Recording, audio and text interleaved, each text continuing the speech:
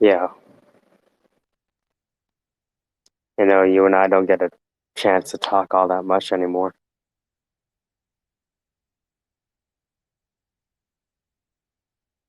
And that's a shame.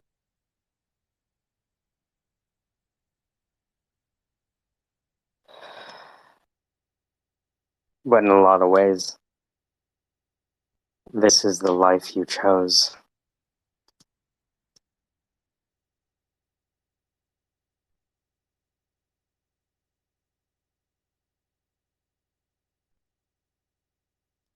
And given this is the life you chose, opportunity becomes risk.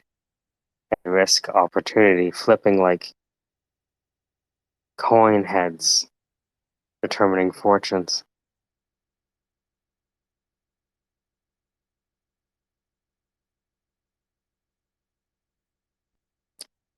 So, how might we handle the opportunity that we've been blessed with?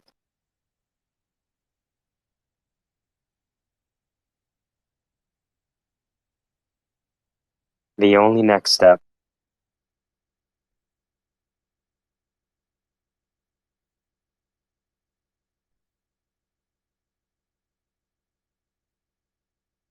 is to do what you know you can do.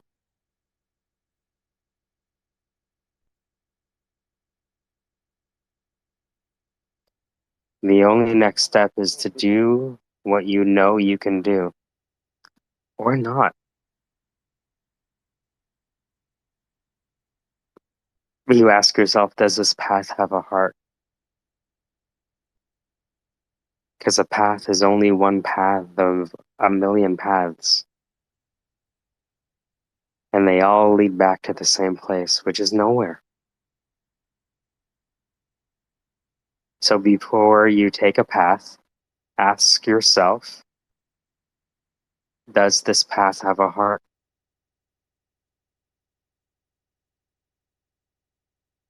Carlos Castaneda, The Teachings of Don Juan.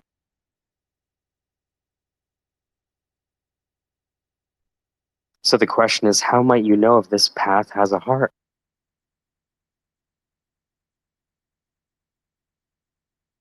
Don Miguel Ruiz, who wrote the Five Agreements, said that for sure don't trust symbols because symbols aren't reality. They're the way we use them to communicate. The symbols and language we use are not reality itself. They're simply the language we use to communicate, the pointing to of constructs. And of course, you get into the pedantic blah, blah, blah. Whereof we cannot speak, we must pass over in silence. Language disguises thoughts. Wittgenstein, blah, blah, blah. You get it. This morning we were talking about the Ethereum merge, and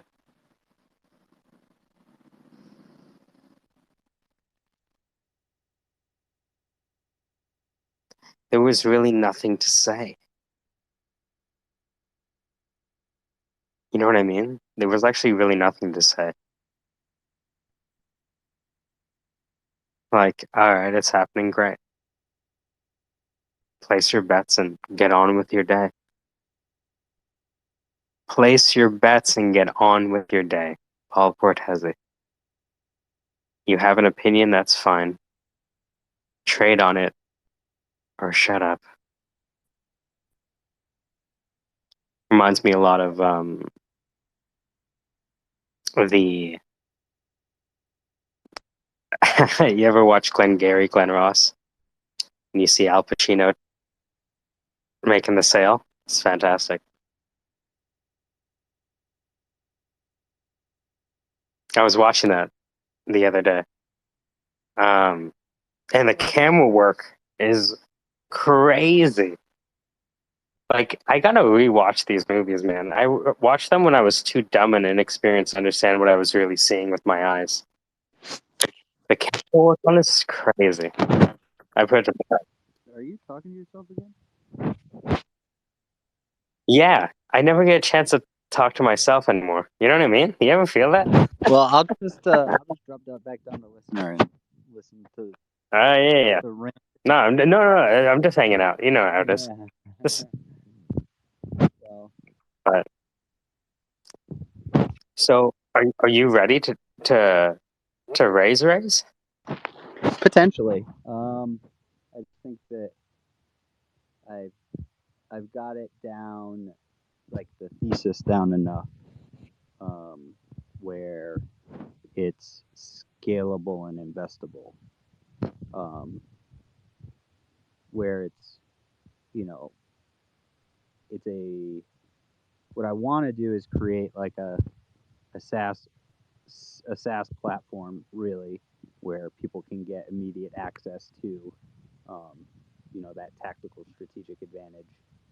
Um, so building it right is important, um, and to do that, I'm going to have to raise, because really, I think that the thesis is that what Win the War does is it's trying to give, and I mean, I can expand to Canadian companies later, but really what we want to do is create a software and a platform that gives immediate access to the tactical and strategic advantage of planning, accountability, discipline, and decision making that the military can offer to all startup founders and entrepreneurs, at a moment's notice on a monthly, um, you know, you pay month after month and it gets you this ability, right? Like every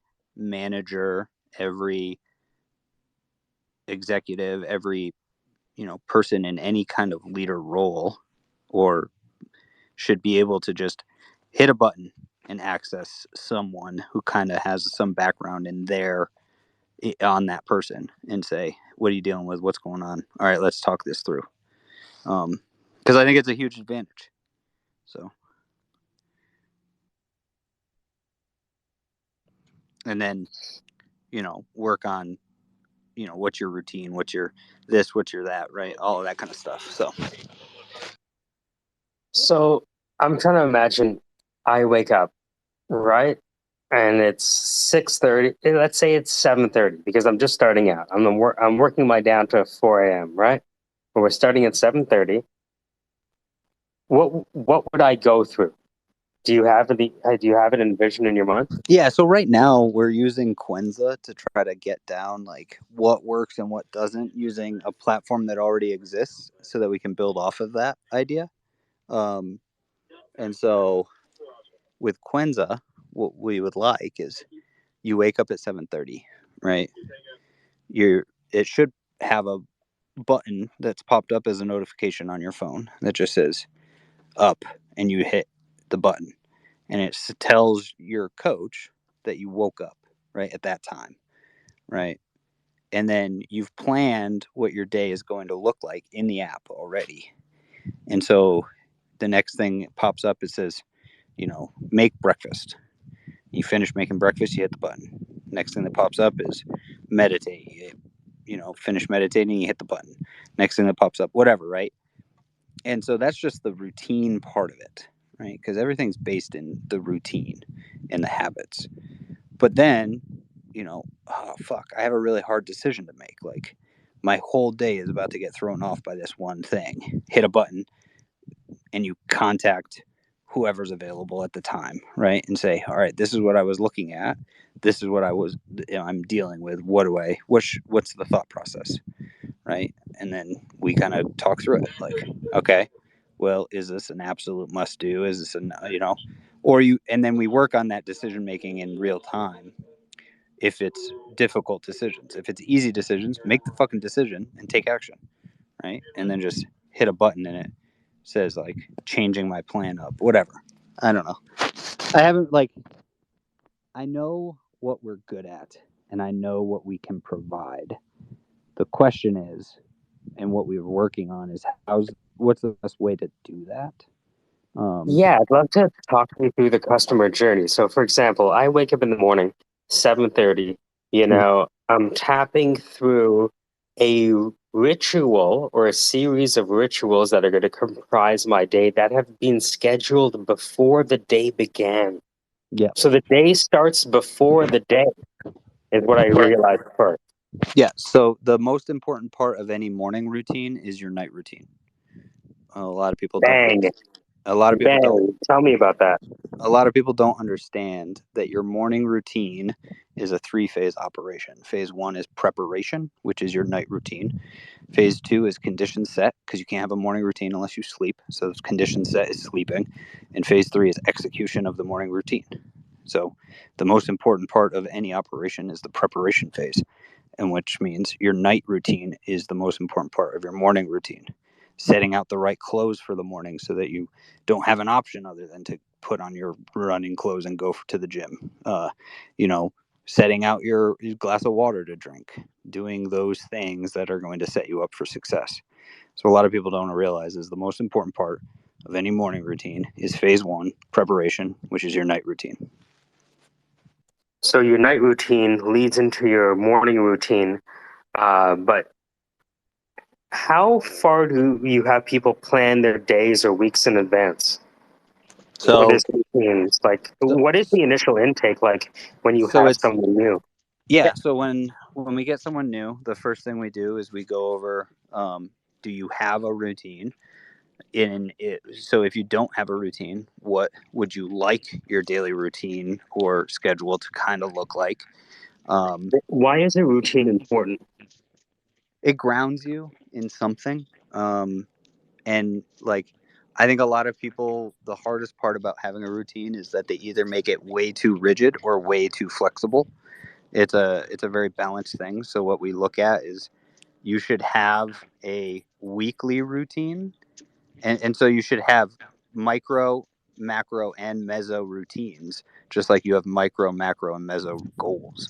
So a micro routine is like your day to day routine. Your meso routine is like a weekly or monthly routine, and then the macro routine is like when do you review that your 90-day like success rate, right? What are you looking at, what we call measures at mops and mo's in the military? What are your measures of performance, measures of effectiveness for your week, month, year, right? People don't do those things. They just go, oh, I have a daily routine and that's all I need. Like, no, like, what's your weekly routine? What day are you grocery shopping? What day are you paying all your bills on? What day are you reviewing your finances? What day are you, doing these things? When's your cheat meal if you're on a diet? When's your, are you putting in a fast at some point? Are you evaluating your goals? When do you do that? Right? Those are macro and meso routines. So you should be able to take a calendar and put them from large scale to small scale routines, and then what's flexible and what's not flexible on those things. There should be parts of your daily routine that are not flexible at all, and there should be parts of your daily routine that are extremely flexible. Are there any archetypes that you see emerging now that you've worked with a number of customers to say like, oh, there's an archetype that needs this versus like these people need physical versus mental versus emotional versus spiritual? Like, do you have a sense of how people differ among how they start? We have a lot of people who come, and what we kind of do is get to know them and what their belief system is. So like we have like veterans and current active duty people who are on our team that like believe in crystals and energies and all of those things, because the military is so diverse that I can get someone who connects on that kind of level with the individual. So like if I have someone who believes in crystals, I have no way to work with that person to connect with them quickly so that they believe and trust me. So if I can pair them with someone who does, then the what we talk about is more impactful, So it's quicker. the matchmaking of it. Go ahead, Yeah, Megatron. I wanted to tell I jumped in the middle of this, and I was like, oh, this is great because um, it's weird, right? I'm all for the routine in the morning. It's absolute, and if I don't make my bed, it feels like my day is not right, like because that part of my routine is not there. So and it's something for me mentally that I don't even realize I do it because it's natural to me and the routine is just happening, right? And it's just happening and happening. And when you guys are talking about it, I'm like, holy shit, that's like it sounds like me. I'm almost to a T where I could tell you, yeah, these days is this, that day is that, this day is this. So I'm enjoying the conversation, but I just wanted to touch base on that morning routine and for me how important it is at least. But I Yeah, never we thought to set stuff out the night before or any of that. I wear the same goddamn thing every day to work because it's a uniform, so I don't have to think about what I'm wearing, and that's pretty easy. But but that's I part like it. that's part of the routine, right? So like I was telling Mike, is like we when I start working with a founder sometimes, right, if they're making so many decisions and like I can tell that they're getting fatigued, I'm like, go in your closet right now and pick 3 outfits and put everything else in a box and put it away, because you have to stop making so many decisions in a day, right? It's okay to want to look good, right? But I also work with founders who care way too much how they look and how people perceive them. I'm like, just stop. Like, get results and let that speak for you. And so sometimes we'll work on that. It's really just I've me and everyone on my team has worked with so many soldiers that need so many things to be successful and grow and develop. And so we're really good at reading that situation with an emotional cue. Now, if you tell me like, hey, I need to make this like $1 billion business decision, right? Like I'm gonna sit there, I'm gonna be shit my pants. But 99% of the decisions people make in a day, it's more mundane than what they think, and they just need someone on the outside going, "Bro, you're going way out of proportion." Like, no one cares if you're wearing a white shirt or a blue shirt today. Just put on a shirt. So So you would be considered a life coach then? kinda. So we kind of go in and out of uh, life coaching and kind of consulting, um, just because it's the nature of the beast. So just Megatron, just so you know, like so I run the company Win the War. So what we do is we pair uh, entrepreneurs, startup founders, high achievers with their own like military, current active duty or veteran, um, tactical and strategic consultant who also can like be there as like, hey, what's your routine? What's your physical fitness routine? Everything we work on with soldiers. And so that's really what we do, is because I think a lot of people, anything being anything that involves being a high achiever, entrepreneur, or startup founder, it's a lonely fucking road, and no one knows what it feels like to kill or be killed, like the military, which is pretty much what entrepreneurship is. So No, absolutely, and it's a great idea because it's going to help people who may not have structure in their life gain some structure, and again, it all starts with home life, and then you could apply it into the bigger picture of work and all these other things. I think that's what makes me thrive so well is because I am very structured.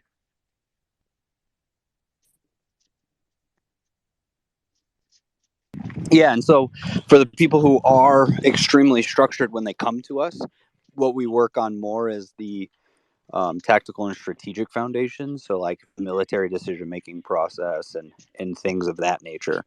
So we get people who come to us who have no foundation and no structure, and we have to work with them on building that base.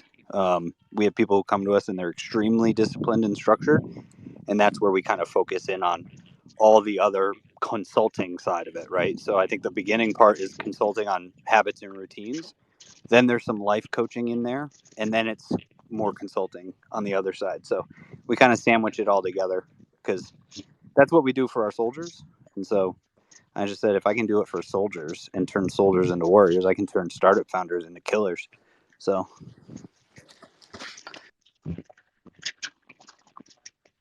So how long you been up and going? about a year. So we've been doing it just over a year. We're at around 5 to 6K MRR. We've had a couple of founders that have exited, and now they're starting their second company, and they have us in the entire like planning and thought process of it, which has been pretty cool, and is a new side to things. And we have a couple of people who are like signing, multi-year contracts with us. They just want to like bring us on.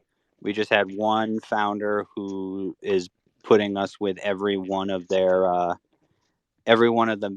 executives on their team, and then with all of their upper level managers. So we're looking at starting to, how do we scale it, how do we build it, so that we can, I don't want it to ever be an automation where AI is doing it, but I also want to make it something scalable so that I can impact more active duty lives and more veterans lives, because I think that if I can build the ecosystem where every current high performing active duty NCO, it has this like case study on them about how good they are with all of these different people. When they get out, they're going to have a much easier time finding a job. And then the startup founders get a very unique way of addressing problems, which I hope will help with American, businesses, continue to grow and scale. So two prong attack on two different issues. And here goes the big question: how much does a service like that cost?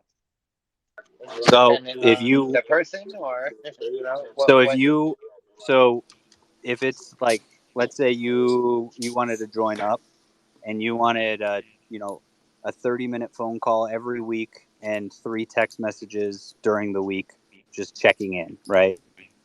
It's like $150 for the month. And You it, see, for some reason, when you explained it all, I just pictured a person being like a personal assistant, being there on staff, talking to you, like an actual person being there. So it's a virtual service. oh, see, yeah. So we have so right now with the number of people that we have is, it's $150 a month, but you have them on retainer. So it's like, hey, I need to talk. Okay, hey, give me 20 minutes, and then you can have that conversation. So it's like having I guess, an advisor on retainer. Aha, gotcha. What is this you're talking about? Oh, my company. Cool. You're kind of like a mentorship on demand program, I guess. That seems like the elevator pitch. Yeah, kind of. Yeah. So military, tactical, strategic thinking, routines, habits, life coaching, all the things that the military non-commissioned officer corps is really good at. Right. On demand. Exactly. It's a cool model. Who do you find your regular customer base is? Is it mainly people who are ex-military who are looking for that kind of like attitude We have again? zero ex-military. Zero ex-military who use the service. Okay. We've found the most people who want the service is entrepreneurs and startup founders who need that, what we call battle buddy, right? Is someone who understands the struggle, strife, and that mindset that it takes to succeed in that ecosystem. Right. A lot of them are like, they like Jocko Willink, David Goggins, all of those people. Okay. And I'm just trying to give them the ability to have their own individual like that on speed dial. Nice. For the month. And the people who you bring on as mentors or as coaches, whatever it is you want to call them, are they ex-military usually? Like they're not active duty. They are active duty. They are active duty. Wow. Okay. Yeah. Jeez. So the U.S. Army changed the regulation that you can moonlight and have a side hustle last year. Yeah, I was gonna say I didn't think you were allowed to moonlight in the military. Yep. Cool. So they changed the regulation. So what I'm trying to do is build the ecosystem where it's easier for them to moonlight, because there's all these they changed the regulation, Yeah. you can't go in Uber, you can't go and get a second job. It has to be an online business. Like, most of them have gotten, and unfortunately, most of them have gotten roped into like MLMs. Right. And so I'm trying to build an ecosystem where we can leverage the soft skills that they're uniquely good at, and push that to American business owners to try to upskill the American economy through that partnership. It's a cool idea. Very Yeah, cool idea. I think that if current active duty see all of these unique skills as valuable, they're going to know their own worth long term when they get out and they're looking for jobs. Yeah. Yeah. It's a little bit like being stuck in. I mean, it's not all the same, but in terms of your prospects afterwards, it's a little bit like coming out of the prison system in a sense where you are not habituated to like the regular kind of workings of a corporate office or like a retail job. You're used to something that's so outside of the norm of human experience, and then like, how do you reintegrate into regular society, right? Forget about shell shock. Like, you don't need to be shell shocked to have a hard time reintegrating into like regular society. Like, how do you just do like regular things? Like sit at a desk all day and try to focus on like boring ass tasks. I don't know. Yeah, what's been really cool is what I found is a few of the NCOs that are working for Win the War and have like 2 or 3 clients. What they're finding is that they're even better at their job in the Army now because they have to find out ways to articulate the metaphor frameworks of what we do here to the business world. Yeah. And so they find themselves rereading the doctrine over and over. It's like getting better at it. What's the famous thing that people say is if you want to really know something, try to teach it to somebody else. Yeah. Because then you have to like exactly. articulate why you know what you know. Like, what is it you're actually doing? And most of them were teaching metaphor frameworks that are a couple levels above where we're at. Yeah. And so the reason why I do it is because it's meant to take the top one standard deviation across away from the mean of NCO and performing NCOs and pair them with people because I want to keep them in the military. So if I can give those individuals a way to supplement their income, they won't go looking for another job. They'll be able to financially say, well, I'm making enough to stay in. Yeah. And then that improves the military. You're talking about staying in reserves? Like, obviously, if someone's in active duty and they get pulled back, they're not going to... I don't really know how the military works, to be totally honest. But Yeah. So if you're active duty, right? So like, if you're an active duty, let's say staff sergeant or sergeant first class, you're making 50-ish a year, right?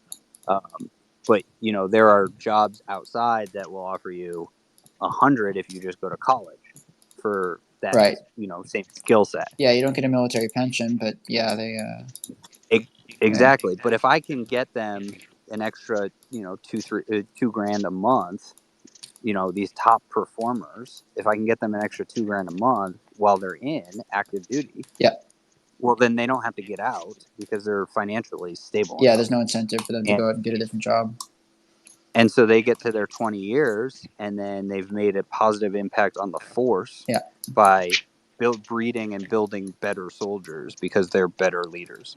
So it's kind of my way of like hitting multiple pain points, right? The recruiting issue that we're having in the military, the retention problem that we're having, the leadership problem that we are having, plus businesses are having. Yeah, there's a huge crisis in leadership right now. There's no good leadership out there. And so I'm trying to solve all of those with a capitalistic approach that's different. And find a need, fill a need. Right? That sounds so stupid. That's my favorite quote in terms of business practices: "Find a need, fill a need," and it comes from the movie Robots from 2008. But it just rings so true. It's like that's literally what capitalism is. It's just like find something you could be doing better than other people and then do it. It's really simple. And if you can hit multiple birds with one stone, even better. Which is, it sounds like that's what you're doing. Yeah.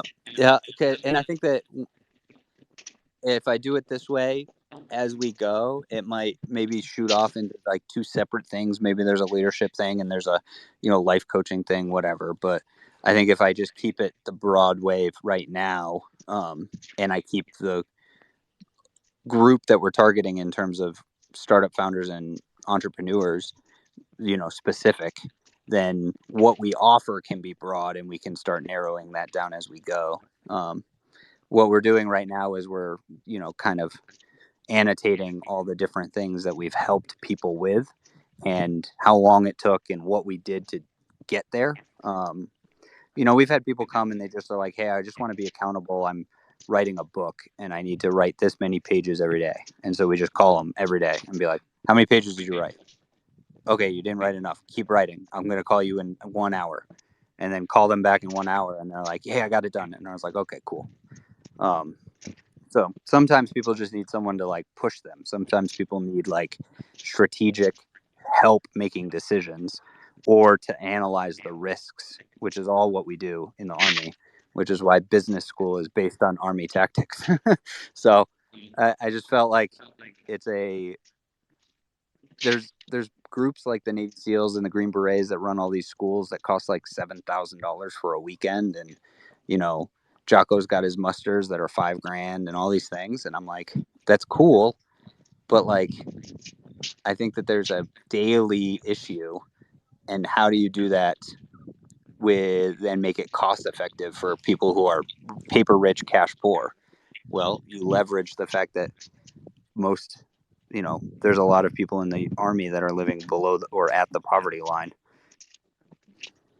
that have extreme skills that they could be leveraging, and just building the ecosystem is the first step in it. Well, you can't have Starbucks without the government feeding you your water. Sorry? Like, you can't have Starbucks or any of these coffee companies. Hold on one sec. Sorry. I think my mic was unmuted. You can't have Starbucks without the government first building the capability to have water. You know what I mean? And so, in the same way, the government is investing a lot in developing leaders, not in the civilian side, but in the military side, because it's a matter of national security. Is it possible for the government's massive investment in developing leaders to not only benefit the military, but also the civilian-led businesses?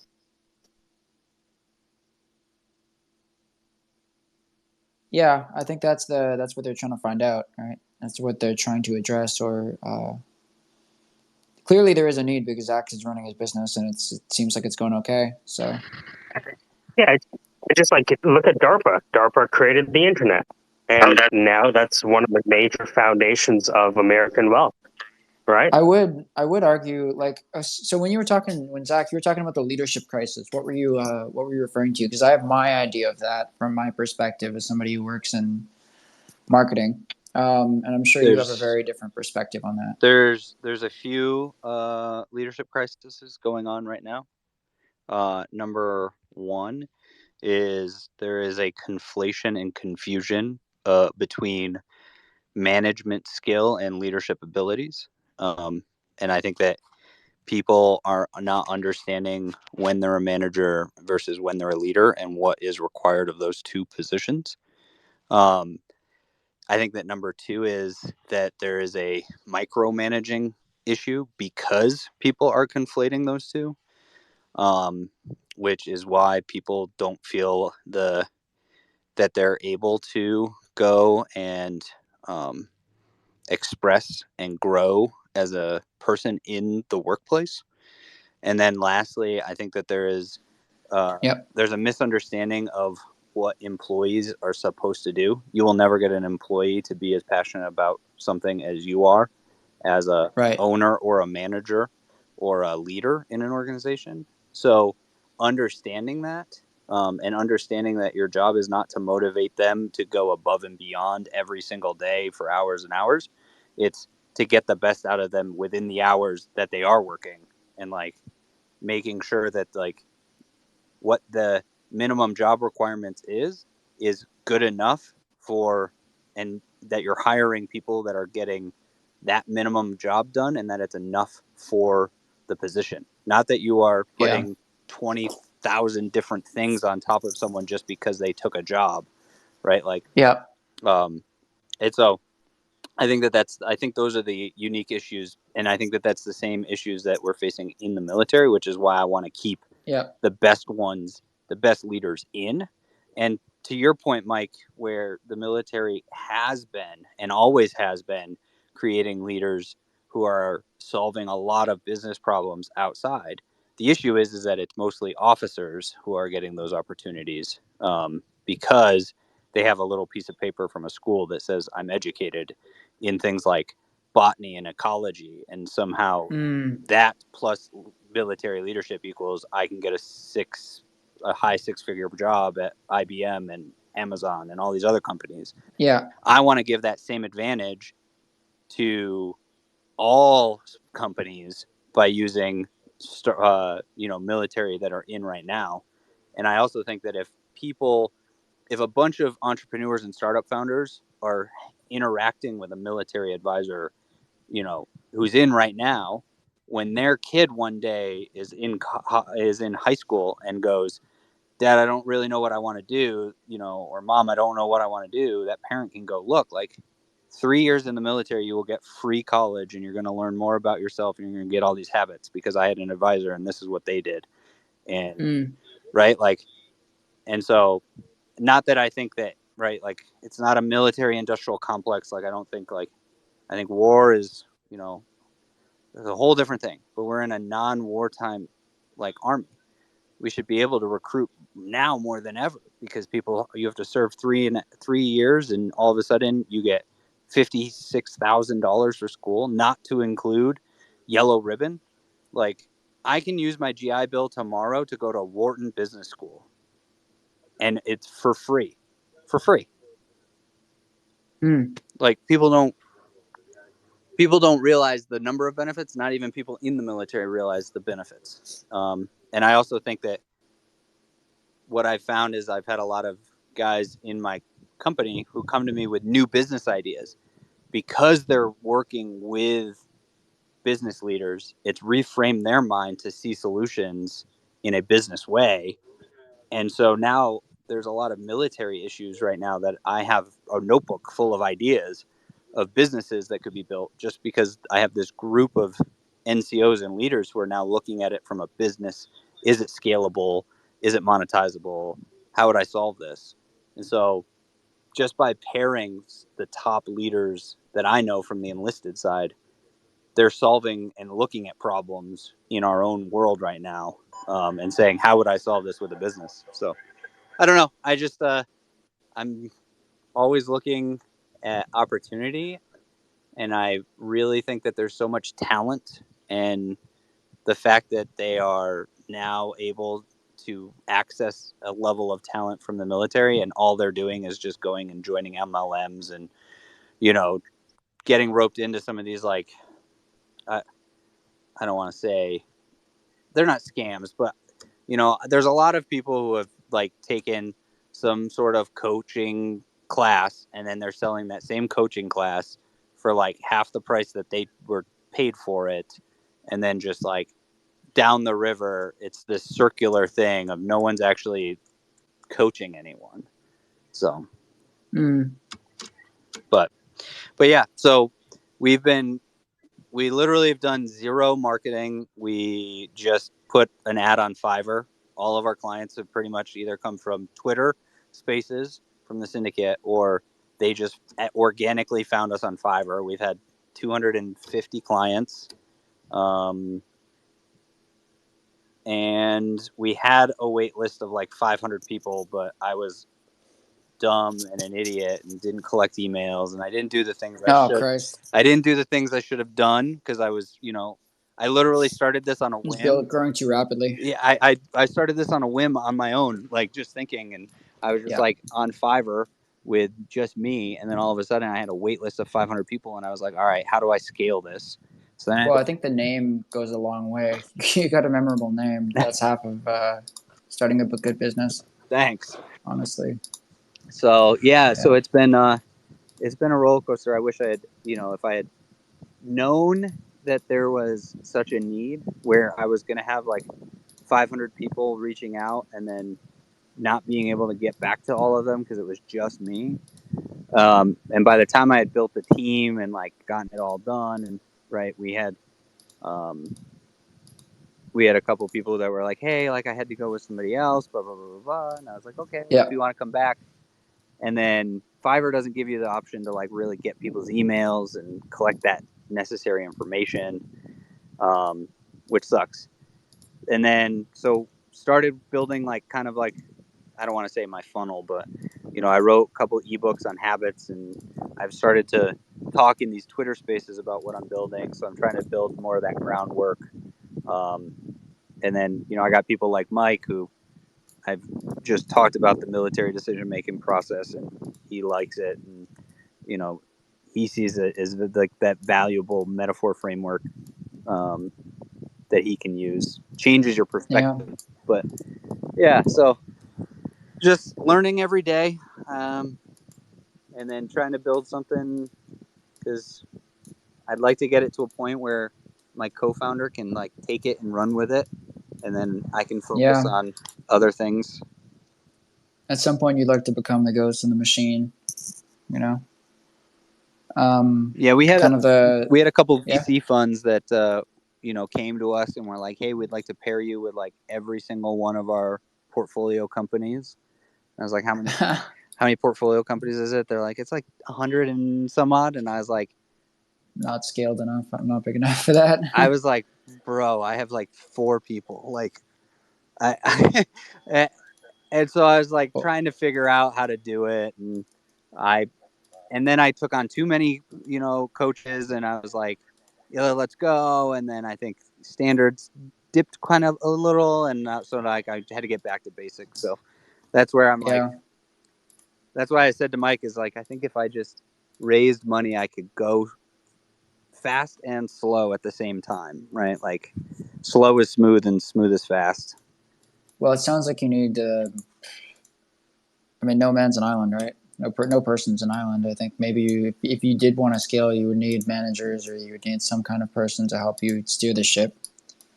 Yeah, Right? my co-founder is doing the day-to-day kind of steer the ship stuff, and she's awesome. Yeah. She's full time. She's a veteran, and she's Yeah. incredible. I think the biggest issue we're having is right now is that we want to go and market the shit out of it. Yeah. I just hate marketing. I feel it. I work in marketing and I hate marketing. I'm good It's at totally fine. I'm great at sales. I hate like I hate, and this Word is of not, mouth seems like it's working well for you so far. yeah, and for me, when people are like, "Oh, it's like life coaching," I like get chills down my spine, like I want to like crawl up into a ball Oh, because really? it's just like right Isn't it now though? I feel like everyone's a life coach and not anyone's good at it. It's Yeah. And that's my issue with it is like I feel like if you're a 23-year-old life coach, what kind of life are you coaching people on? Well, the ideal, right? Yeah, But maybe it speaks to the fact that life coaching. I think life coaching is like so I think that there's kind of a bit of a couple things going on. I think that there's a bit of a mental health crisis in the world nowadays. I don't think that you have nearly enough mental health services for the amount of people that need mental health services. I think the life coaching is probably picking up some of the slack there. People, I think that we live in very uncertain times as well, and people are just looking for a voice to tell them what to do. I've said this a lot, that success in life usually comes, it's 10% skill and 90% confidence. The people who I know who do the best are usually the ones that just, irrelevant of whether they know something or not, they're confident in their ability to learn it and their ability to bullshit. So I don't know. I also do work in marketing though, so like I said, bullshit is a huge part of it. I don't I know. I think find that that's why live coaching is picking up so much steam recently. I People are find up indecisive. I find I end up having to do marketing because Yeah. nobody else wants to do it or is able to do it when they say they can do it. Because it's like everyone's like, yeah, I can do marketing, and then they do their initial marketing and nobody gives a shit, and they're like, I don't know what to do now. Hey everyone, I love you guys. I have to run and go watch this rehearsal and tell everyone they suck. So Okay. I'll be back. I appreciate everyone's input. And Yep. DM me, Sleep, DM me. I'd love to talk to you about marketing. Sure. That sounds good. I appreciate it. Yeah. I don't know. People. I think that you have limited means, right, as an individual, to market things. Like what you have the option of doing, like Facebook ads program or Google ad program. God forbid Google ads is downright awful. You can bump your search results up to the top of the page if you pay Google a certain premium. You can try to do organic social marketing where you offer promos and things like that. You can hire influencers. You can pay influencers to promote your product, but that's limited reach, Yeah, right? I find that people say that they need marketing, but they actually need sales, and there's a difference. Well, what are we talking about? Are we talking about door-to-door vacuum cleaner salesman here? What are we talking about when we say sales? Basically, yeah, it's the door-to-door vacuum salesman of like, and they call them account Of the executives. Like, internet. right, that's what it is. It's dialing for dollars or tweeting for dollars or in DMing for dollars. It's all the same thing, but it's messy. And so a lot of, you know what I mean? Like, if you're Yeah, battling with code, it's just you and your laptop. But if you're battling with trying to make a sale, it's you and this amorphous other human that might be now swearing at you. You know yeah. what I mean? It's messy. I think you're right. People make the mistake of thinking that a social media manager just posts tweets all day. But like, my friend Regina is a really successful social media manager, and um, what makes her so successful is that she completely disregards the media side of that. She's a social relations manager. She manages relationships between influencers and companies and individuals. So she kind of like mediates that relationship. So she looks for opportunities for product placements. She looks for opportunities for collaborations with other brands that share similar values. So you get that kind of like cross pollination. But Yeah, and that involves people, yeah, not Twitter yeah, necessarily. Twitter might be where you have an account, but at yeah. what point do you go from tweeting about something to talking with another human being?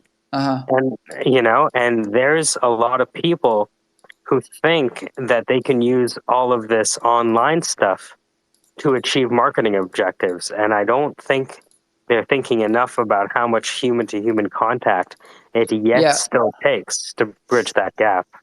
And you don't need to be the vacuum salesman trying to sell your product directly to somebody. Like, I'll give you an example. So my friend Gina works primarily in the VR space, and one thing that she found was really, really successful was contacting TikTokers, basically, who are hungry for new content to be able to help them to market their streams, right? And it just happened that there was this cross section of technology people who were really, really interested in looking for new virtual reality apps to showcase on their streams. So she would message them and say like, "Hey, I saw you did this samurai game. I saw you're really into shooters. Have you tried like this new shooter that we're developing called Veil? It's state of the art. It's supposed to be the very first esport. I see you're really into esports." And she was able to get some people who don't even do VR. They would send them a headset. Basically, it didn't cost them shit. It cost them like $300 to send a quest over, and they would get them to do streams and expose completely new markets to their product or their particular app. She also got other stuff. She's working for a VR. It's an app It, called it Try. sounds Yeah, like it's going down in the DMs. it is. It's going down in the DMs. It's like, hey, I'll do this for you. But You do this for me. yeah, but like that relationship building, Yeah. like I think that's what people misunderestimate about this whole basically PR as a service, because that's what I see it as. PR as a right? service. Yep, that's well Yeah, put. you call it inside sales or account management or copywriting or it's all the same thing.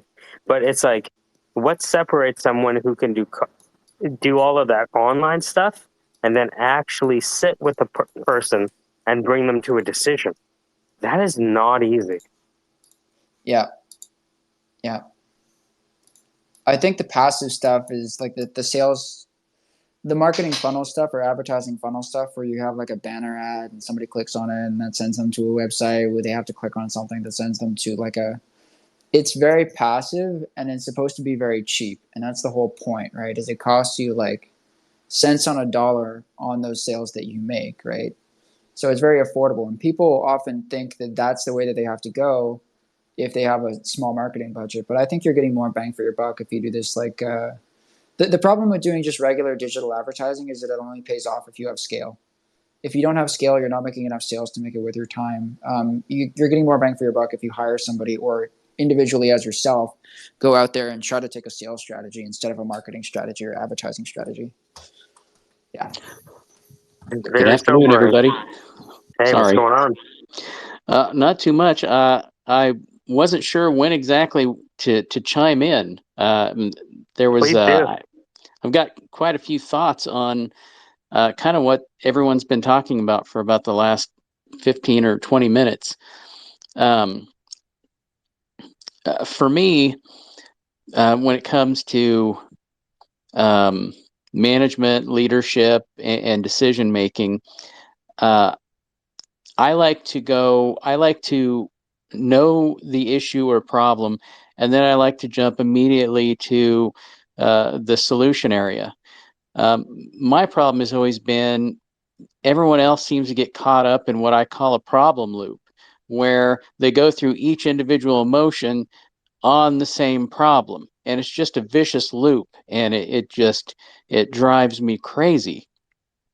Um, I my background is traditionally from an IT perspective, but Okay. I took everything from project management to pre-audits to anything nobody else wanted to mess with, and Yeah. that's really how I cut my teeth, was just on the job and buying books and reading them. I have high functioning autism, so high school and college uh, were terrible. I just couldn't do it. I graduated high school, waited probably 6 years, and then tried college. And after 18 months, I was like, this is too many people all the time. And so I found, I was good in the technology sector, and I knew that they would tuck me away somewhere. So that worked for me. But I ended up with a lot of burnout. I mean, I had a lot of years of, 95-hour weeks, just because I thought I could stack plate after plate after plate. And now, thanks to literally everything about the crypto space and people I've met in the crypto space, it's one of those things where I've decided, I want to move to this area because I've met more people that have the kind of patience I'm looking for and discipline when it comes to the big picture. And you know, over spring and summer, I managed to reach out to somebody just to talk in my hometown about the crypto space. And it turns out they were a marketing and ad firm that had switched over to assisting pre-mint NFT projects on messaging, marketing, building communities, and all that stuff. And after we talked, they said, "Hey, can you look at some projects for us? Jump on their Discord, check it out, and then let us know what you think." And so I did. And they said, "Well, can you help us with some of our clients?" And why I took marketing and business management in college, I've never used it until this year. And so the thing that I found that I got pretty good at was Discord channels that didn't allow any, in dropping any other projects. Um, to me, it's like I treated it like a board game. It's a brand new board game. There are rules. And immediately when I look at rules, I look at, is there a gray area that can give me an advantage? So, I have a higher probability of win. And a lot of times I was able to go in and actually drop some of the projects that I was trying to promote in some of these different Discord servers where you're actually not allowed to, according to their rules. But the time that I've spent with that, I thought, why aren't NFTs bridging to real world off chain value that normal people who aren't in the space can understand? And so that is my current drive. That's awesome. I have mixed feelings about that. I think it's cool that you're able to find a way to market these projects to a demographic that you think probably cares about them. But I would just be careful because there is such a thing as advertising. It makes people want to buy your product less, right? Like if somebody sees two TV slots, the same TV slot twice in a row, that'll actually discourage them from buying the product because they get frustrated at the company keeping them from the content that they want to enjoy. And I think what you're doing kind of falls into that area a little bit, where if somebody's looking through a Discord expecting to see one kind of post and then they're just being spammed with NFT projects, it just becomes clutter. Essentially what I did is I actually cheated it. I used two different Discord accounts for each project. And basically I went in and I didn't immediately start talking about it. I researched the Discord channels quickly that I was joining. And a lot of times I was going out to Twitter and other social media sites to find different projects that had some type of a commonality, even if they were on different channels.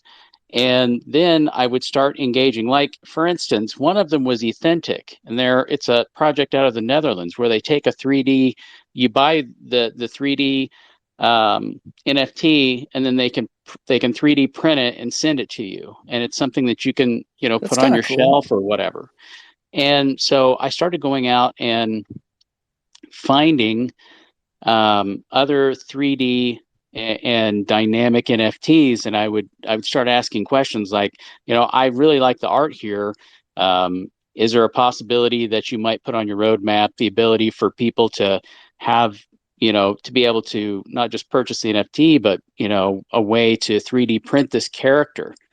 And I would just kind of harken back to my Warhammer 40K days and tabletop games and stuff like that, even card games. Hey, what about an NFT card that they could print out as a card, throw some passive NFC on there, and meet other people at conventions just by getting dinged that somebody else has a card. Yeah, that stuff is interesting. I can see that. But now I'm to the point where I'm like, why aren't these projects or, even larger Web3 companies, going and seeing if they can lower the aversion risk that big brands have, or go and collaborate with, projects that have been around for years and go, hey, they're giving away market space, these big brands are, for clothing and accessories and everything else. Why don't we just go ahead and take that if they're just going to sit on the sidelines? That's the kind of stuff that I would want to drive. So what do you think is driving the aversion from big brands? Why do you think that big brands are so adverse to the NFT space? I think they don't understand. I think right now, risk aversion traditionally for big brands is, has been change in tech. A lot of them just lag behind. The other one is, I think, a real distrust because they don't take the time to understand understand the space at all. They don't take time to understand, the benefits of how blockchain works for them. Too many of them, at the top are, our stuff isn't broke, so we're not going to fix it. Yep. That's a real pain, and that's a real pain. I've had to deal with CEOs like that, to the point where in a meeting, I actually told a CEO, I said, look, if you're not prepared to service the customer the way your competitors are, you should just close the doors today. And then I got a call 90 minutes later that said, put in the upgrades we need. So a lot, yeah. So I sometimes I'm blunt, and it's a high risk thing for me, but sometimes, you just have to be honest, and, whatever happens is going to happen, but at least, you told the truth. Yeah. But getting back to, so just thank you for answering my question. I think you're right about risk aversion and the fact that a lot of companies see NFTs as kind of an regulated and unregulated bull market, in the sense where you have people who aren't doxxed, right, running a lot of these projects, people who you don't know their identity and are not necessarily accountable. And that scares brands. It scares brands in the same way as working with influencers like XQC scares brands, because you never know when he's going to drop the N-word on the stream, like, Yeah. or whatever he does. I don't follow XQC super well, but he's the biggest streamer on Twitch. But brands don't want to work with him, or for the most part, brands don't want to work with him. Even his current sponsorships are kind of rocky, like with G Fuel. He says he's going to mention G Fuel, and then he has a 3-hour stream where he doesn't mention them once, and they're still paying him for his sponsorship deal. So I think people look at the crypto space in a similar sense. We're like, how do you know who these parties are? How do you know that you can hold them accountable and that they're going to hold up their end of the deal, whatever the deal is? Yeah.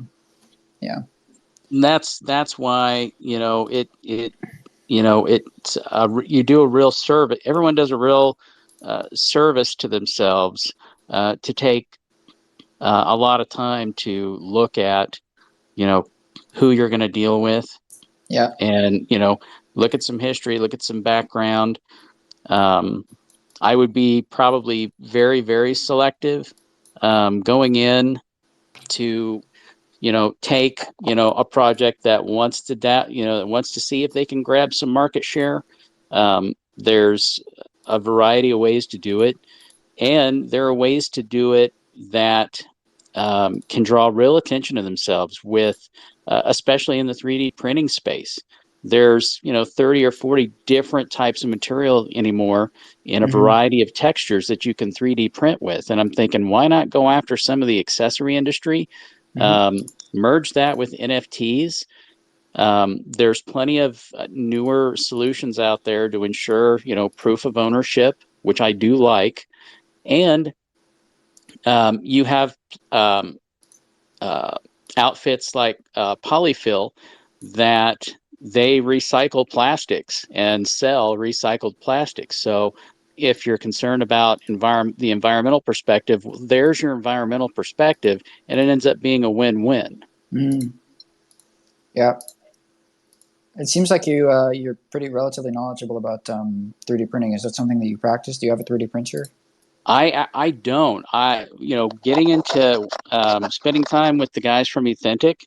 Okay. I ended up going through and reaching out and DMing everyone from, websites that put out updated news articles on 3D printing technology, 3D printing companies, and filament makers like Polyfill.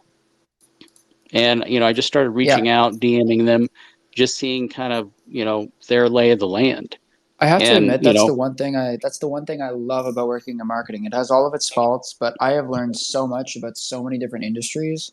Like, I can tell you the ins and outs of the Canadian insurance market. I'm not an insurance broker. I know jack shit about insurance, but because I sat in on those strategy meetings and I read those strategy documents where they laid out who all the competitors are, what their individual kind of like value propositions are, how the whole pipeline works, like what the sales funnel is, all of that. I know more about the insurance industry than most people, and the same goes for dairy, because I worked with a dairy client. The same goes for I know about Ubisoft's internal corporate structure. I know about like a whole bunch of stuff thanks to marketing. It's great. So it's cool that you were able to learn so much about 3D printing. Basically, that's what I'm trying to say. Just because you had an opportunity to work with those guys. I'm, I do a lot of, I end up doing big time deep dives, in things, just, especially if I'm going to interact with it, I need to know everything I can. I need, I, I need the questions. I need the questions. Yeah, I like that. Yeah, that makes sense.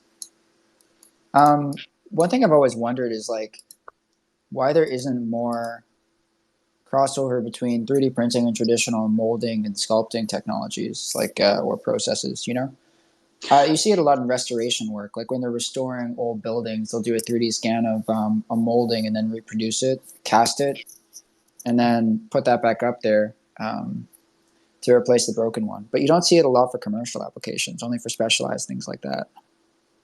Yeah, and I think a lot of it has to do with if you're dealing with multiple colors, multiple extruder printers are really outside of the price range of a lot of people. I mean, you've got to have some serious dollars to throw at that.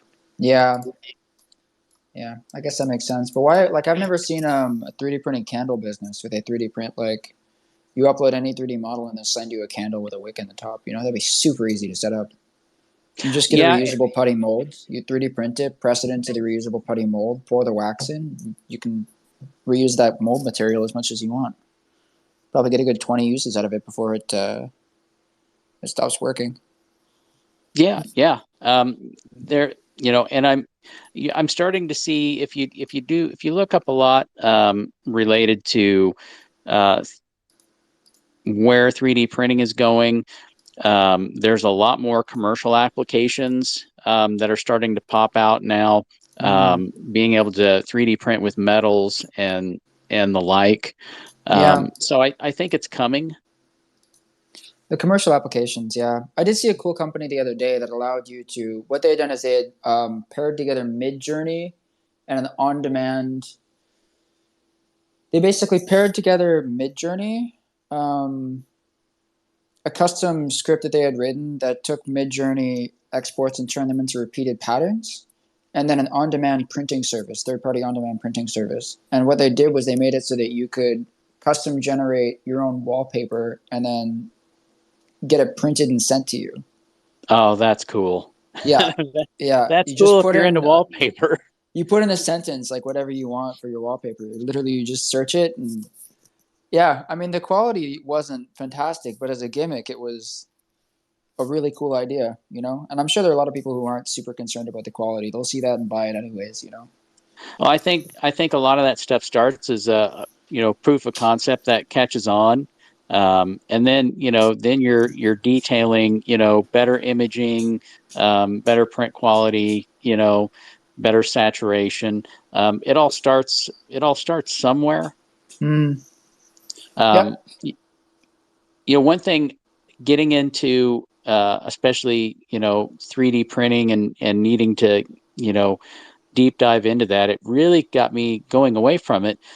A vision of, what would be cool is if, they teamed up with someone like Rubbermaid, made some scripting and made some design software open source so that people could just basically 3D print things that they needed at home. Rubbermaid could drop out, lids and bowls and stuff for a fee, and then let people design other things that are household use items. Let them upload the design and let them get paid for the design, and then set up your a collection where they can send back, what the screw ups or what they accidentally melt in the microwave or the dishwasher back, let it get smelted down and then reused, repackaged. Yeah.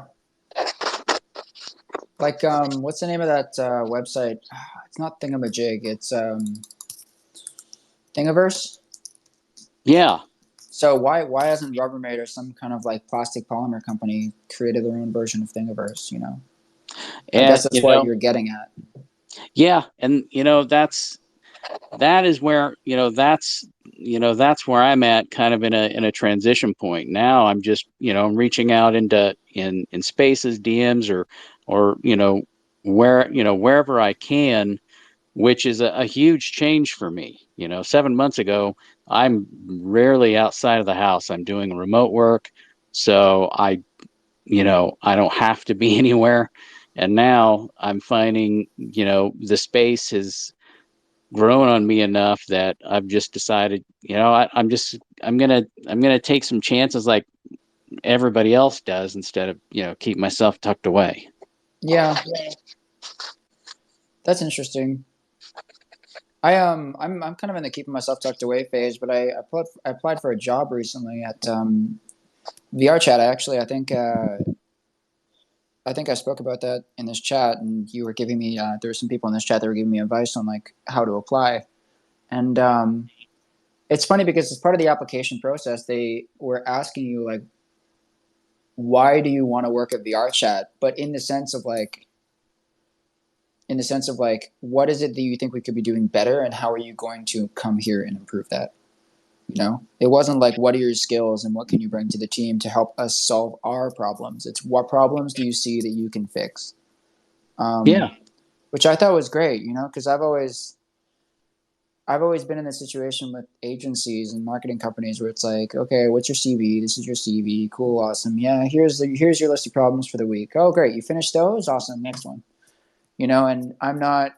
You don't have your own agency. You don't feel a sense of pride in your work when somebody else is just handing you external problems to solve. Usually, really simple problems too.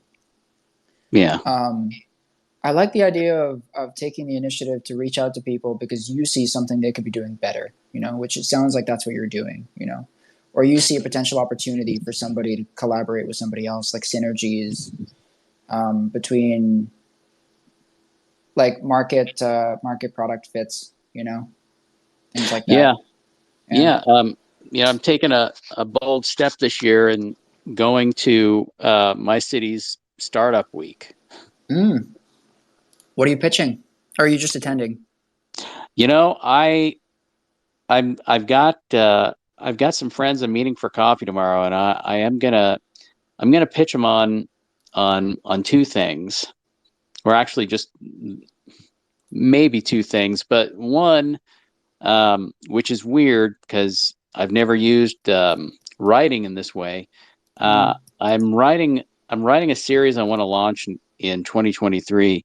That's about a fictitious NFT company that gets big VC funding and manages to hit every single real life problem. Because that's the perspective I want the realism of that, but I want it lighthearted and entertaining. So that's exactly how I'm writing it. Do you feel like if you did that, because in addition to corporate pushback to NFTs, is obviously the consumer pushback to NFTs, right? They still do have a very negative connotation with a lot of people. Do you feel like if you were to pitch that exact same idea without NFTs, you'd have a better chance of success? Like, it really depends. I think it really depends Valley on startup, for example, instead of an NFT startup, and then encountering all of the problems that they could.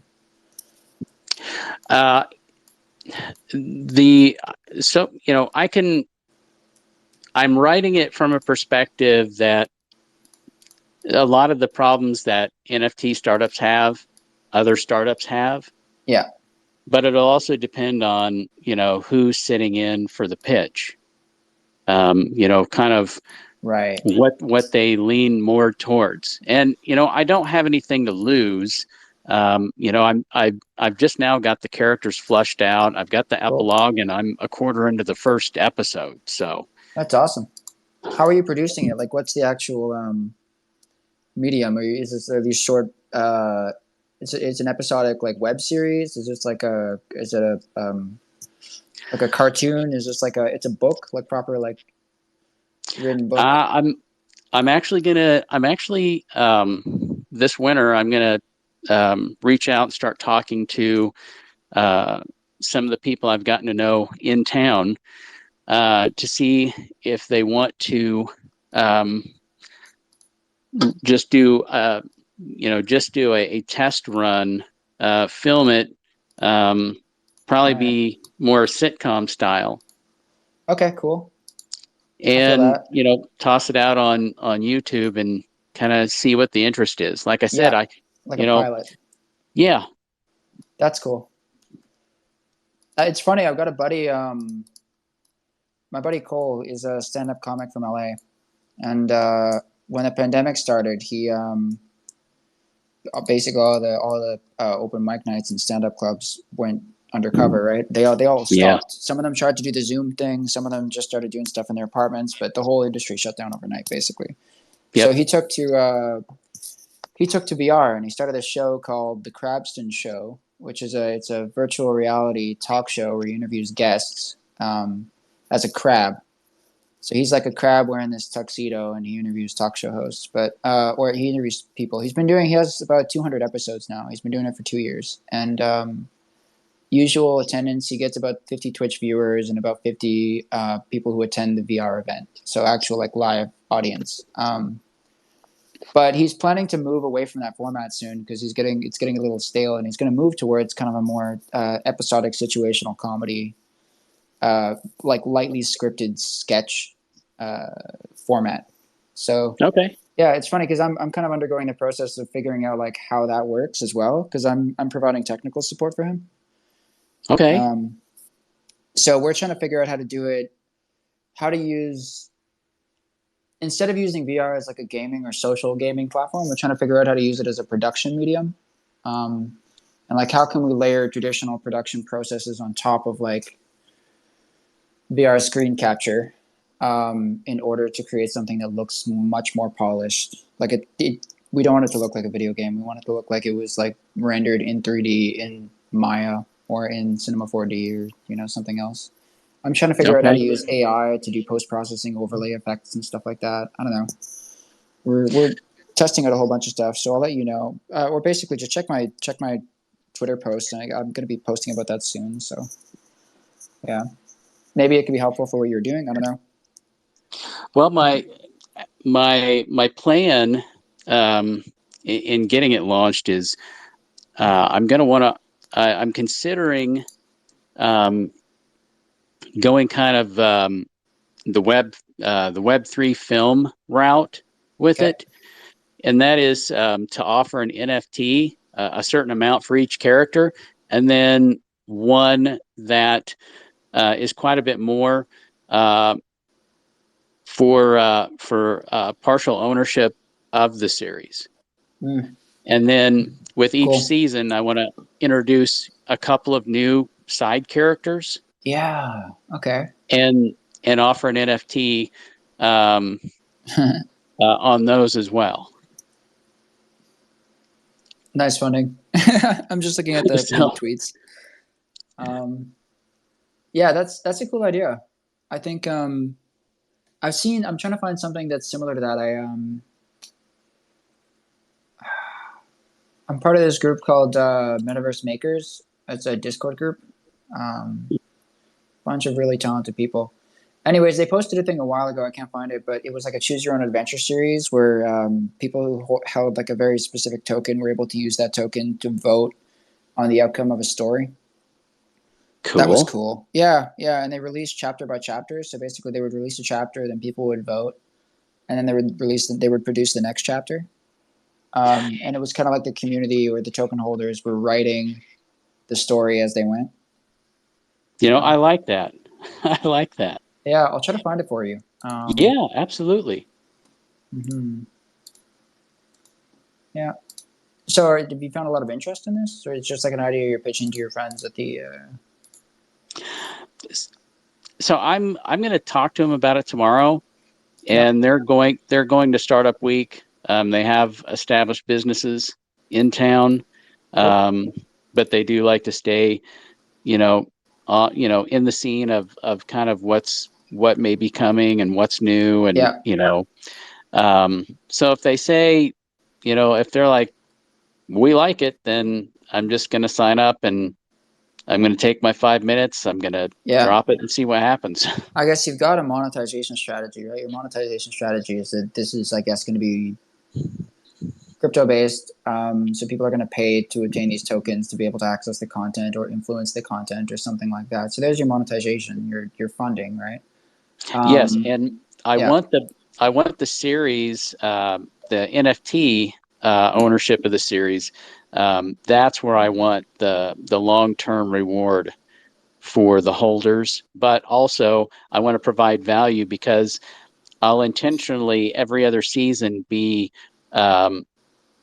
ending. Some of the characters will move on, and it'll be written specifically that way, and that way there'll be some rarity with those because you're never going to know when they're going to pop back up just for maybe an episode.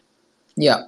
So I want to keep everybody guessing and keep them wondering, even after their character isn't on there anymore, you know, are they coming back for an episode? Do they end up migrating back eventually? Mm. That could be interesting. I'd suggest you also approach it with a marketing strategy as well. Like, you're going to want to be able to answer, like, what is it? How do you pay for it? And how do you promote it? All right. 3 basic questions, I guess. Also, how do you make it is probably a good 4th question to be able to answer. I think Attract Funding posted a thing a little while ago explaining like how I think it was like 5 steps that we came up with in this space together about like how do you launch a business? Like these are the things it wasn't how do you launch a business. I think it was in the content. We were talking about marketing, and I was talking about like these are the things that I need to know before I even approach a project. And if you can't answer these questions, I'm not going to do business with you. And it was basically like, what are you making? Why are you making it? How are you going to make it? And there were a bunch of other things. But in the context of what you're talking about, I think the important questions are, what are you making? How are you going to make it? How are you going to pay for it? And then how are you going to market it? Like, how are you going to get people to know about it? So if you have answers to all of those, I think you're golden for your conversation with your buddies. But the last 2 questions are going to be the ones they're actually the ones that really prompted, hey guys, I need to get together and talk to you for coffee tomorrow. Right. Okay. So that's what you're trying to find out, I guess. Yeah, I'm smart enough to know that I don't know everything, and I'm gonna need and I'll need help. Helping hand. Yeah. Yeah. I mean, that's good. You don't need to have all the answers to the questions, but just like, got to realize that like every idea starts off as a very fragile egg before it hatches into its full finished form, right? And it's really easy to poke holes in an eggshell, right?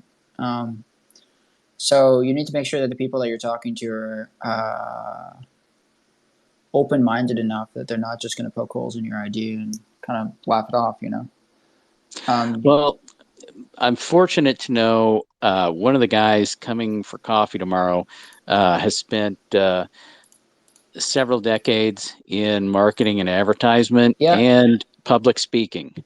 Cool. And I will definitely need coaching in that because,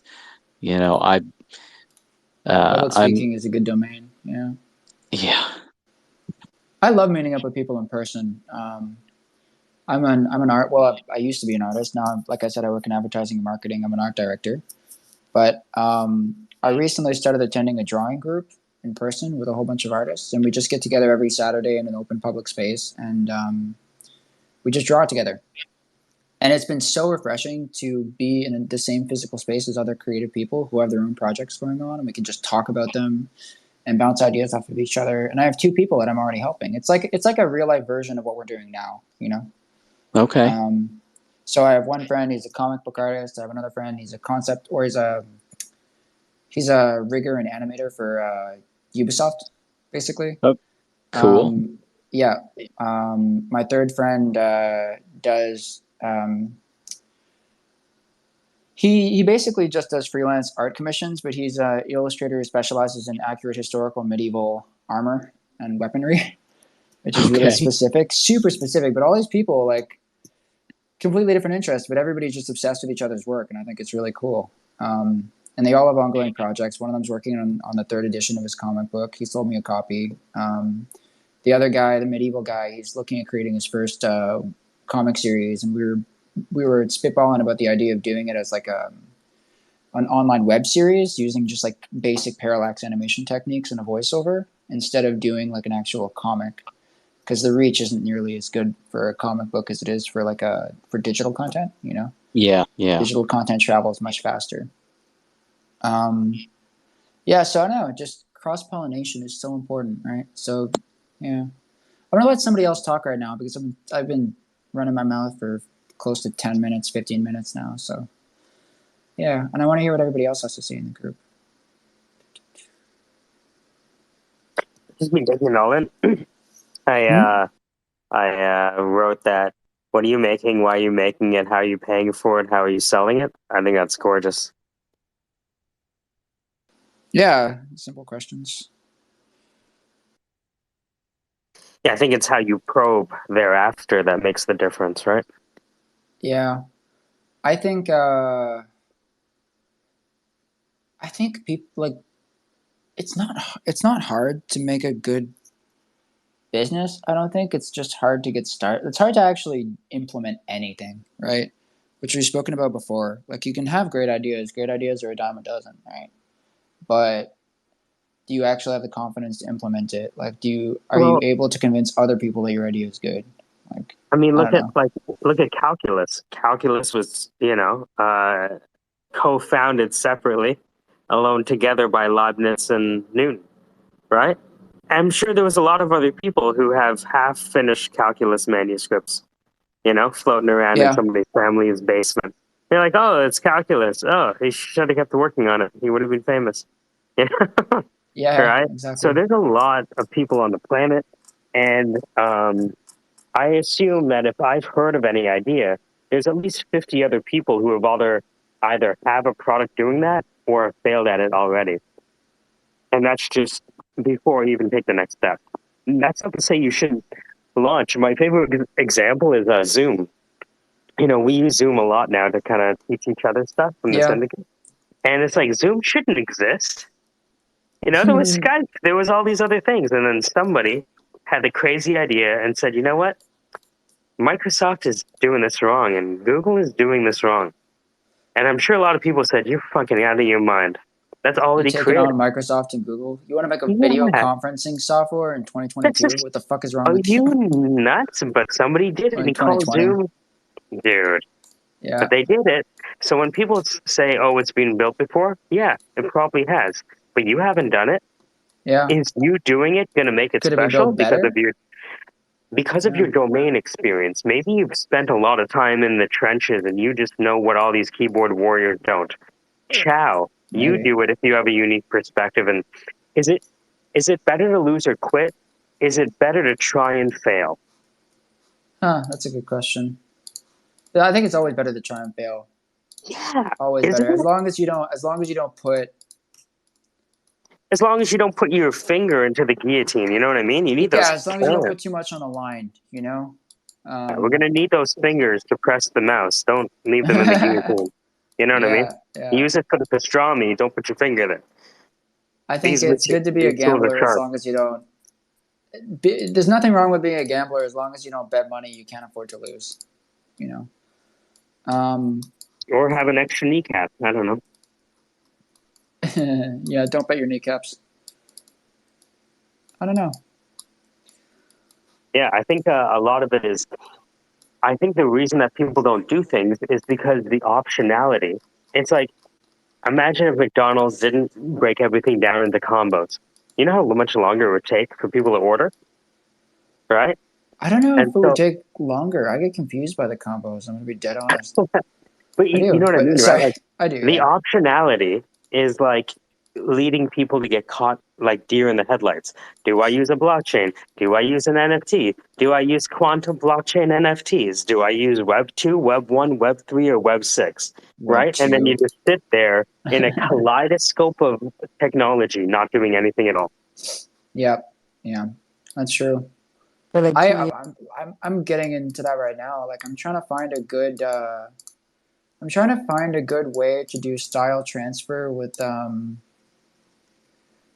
like machine learning or with AI. I'm trying to figure out a way to do style transfer on video content with an AI, and like there are a Oh, million options out there.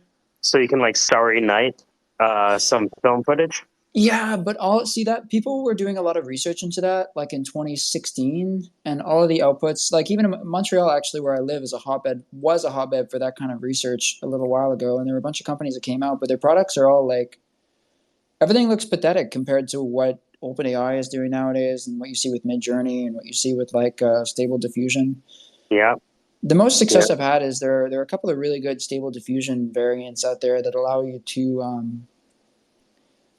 transfer like the image to image stuff, where you can transfer style from Yes. one image to another image. I gotta try that. How does that work? So one is a pain to set up if you don't have. Do you have programming experience? I don't remember. I I know have that a you work in bit, like recruiting. I'm pretty handy with a Google Colab notebook, Okay, but then you're fine. oh, Yeah, thank you. it's all Google Colab. I can Nice. post it, but You please basically do. how it works well. You can adjust a couple of parameters. So like, let's say I put in like an image of myself, right, as the objective image, and then I put in the style reference, which is like a screenshot from a Studio Ghibli movie. Okay. And I say, I want you to apply, basically what I'm saying is I want you to apply the style of the Studio Ghibli image to my face. Um, so then what it does, or what I think it does, is it basically says, okay, in the Studio Ghibli footage, these are eyes. In your final destination footage, or in the photo of me, these are eyes. So then map the style of the Studio Ghibli eyes onto. So it's contextual, which is what the old Starry Night, the Starry Night style transfer stuff didn't have contextual awareness, whereas this like basically the Starry Night stuff was like it took the style of Starry Night and then just applied it evenly over the entirety of whatever portrait you were trying to apply it to, right? Or video feed or whatever it was. Now this Stable Diffusion stuff basically it will apply the style of the eyes to the eyes. It will apply the style of the face to the face, the hair to the hair, the background tree to the background tree. So it's much smarter. But I haven't found my problem now is that I haven't found a version of that allows you to work with video. So you can do that kind of image to image style transfer, but also make it so that it has an awareness of the frame that came before and the frame that came after, you know? I don't know what that's called, like onion skinning. Yeah. But Where do I find my fucking token key on Hugging Face? What did you I'm say? trying to look. Oh, the Where do I Hugging Face find? key? Yeah, where's that key? It was on the main page, but now they changed their main page. I don't know. You just gotta. It is. Let me go. It's basically you gotta click on your profile, and you gotta go Yeah. settings, Okay, and one sec. So where's setting? GP. Click on your profile picture, Okay, so and settings, then yes. settings, and Oh, then access access tokens. token. You're the Yeah, man. All right. yeah. So let me And I'll paste send you that the. in. Hold on. Let me send you the. I'll send you Uh, the. I'm basically like halfway down this Google Colab notebook right now. All Oh, right, you're already so looking at one. Okay. oh yeah. Oh fuck, it failed. Load I the don't remember pipeline which one of failed. these two it was. Yeah, one of them. One of them is really. I looked at like 7 or 8 of these collab notebooks before I found one that actually worked. Okay, Um, good. So let me go into my Twitter now. So if you're not sure what we're doing, what we're talking about is using all of these image AI things. They're based on math in a lot of ways. And Python, the programming language, is what data scientists use to do this enterprise number crunching and multiplying of numbers, right? Calculus upon numbers. And so what happened recently, which allowed a lot of people, like our friend Peter, it's Poiteman, create yeah. stuff that got, reposted by Joe Rogan, right? And the last time I checked that recent video, he had like 180,000 views, is because you can use, if you have a Gmail account, that means you have access to Google email. It means you have Google Slides, Google Drive, Google Docs, Google Sheets. But what if you could also have Google run this code for me, and so I don't have to install it on my machine? So that Google run this code for me, so I don't have to set up a Yeah, development environment, which is horrible to do. It's called Google Colab. And so what it's Sleep and I are fantastic. talking, oh my God, if you've ever tried to set up Python on your desktop, you'll know how great Google Colab is because it leverages Google Cloud Platform to set up all of the stuff in the background so you can just run the code. Now, the craziest thing about Google Colab is to run these, you as a developer can develop your code in such a way on Google Colab that all the end user has to do is say, hey, run this, and it runs. And then they put in some parameters like make me a unicorn with a seahorse in the background, and it just runs as long as you have enough memory. Now, of course, Google is starting to charge a little bit more and more to run these things, but I mean, when you consider the alternative, which is not having an image, paying 20 or 30 bucks a month may seem infinitely cheaper than the alternative opportunity cost. And so what Sleep is going to share with us is the Google Colab notebook that we can use. And he's just shared it. Just The did, best, yep. the best Google Colab version of the Stable Diffusion image to image style transfer. It's fantastic because it actually it sets up a web UI. So basically, you run Oh, this you're code. kidding me. You run this code, and it literally sets up like a whole user interface for you in a web browser that you can So use. Google Colab is allowing for Gmail based EXEs, like executables, in a way. Yeah, I don't even know. Honestly, I'm not a developer. I just press the play button and it plays, and it makes me happy. It's interesting to me because when I saw Google Colab, I was like, wow, for the first time, I don't need to know how to install Python to use Python code. And for a non-developer, that was a lot. Yeah, look, I have no idea how to use Python, which, to be honest, becomes a little frustrating for me with this Google Colab stuff Google Colab stuff because when it doesn't work, I have no idea what's gone wrong. I think that's somewhat of the danger with like the increasing complexity of technology is that you have fewer and fewer people who actually understand how any of it works, Yeah, yes. and you Welcome to wonder the if we're, internet. but you 12 wonder if we're websites gonna, await you. what is it called? Ruben had this thing where he was like, welcome to the internet. Dozens of websites await you, right? Because you don't know Yeah, you don't know how to get to anything else. dozens. Yeah. But I wonder if we're going to reach like there have been so many science fiction plots based around this idea that like we're eventually going to forget how our technology works and revert back to primitivism.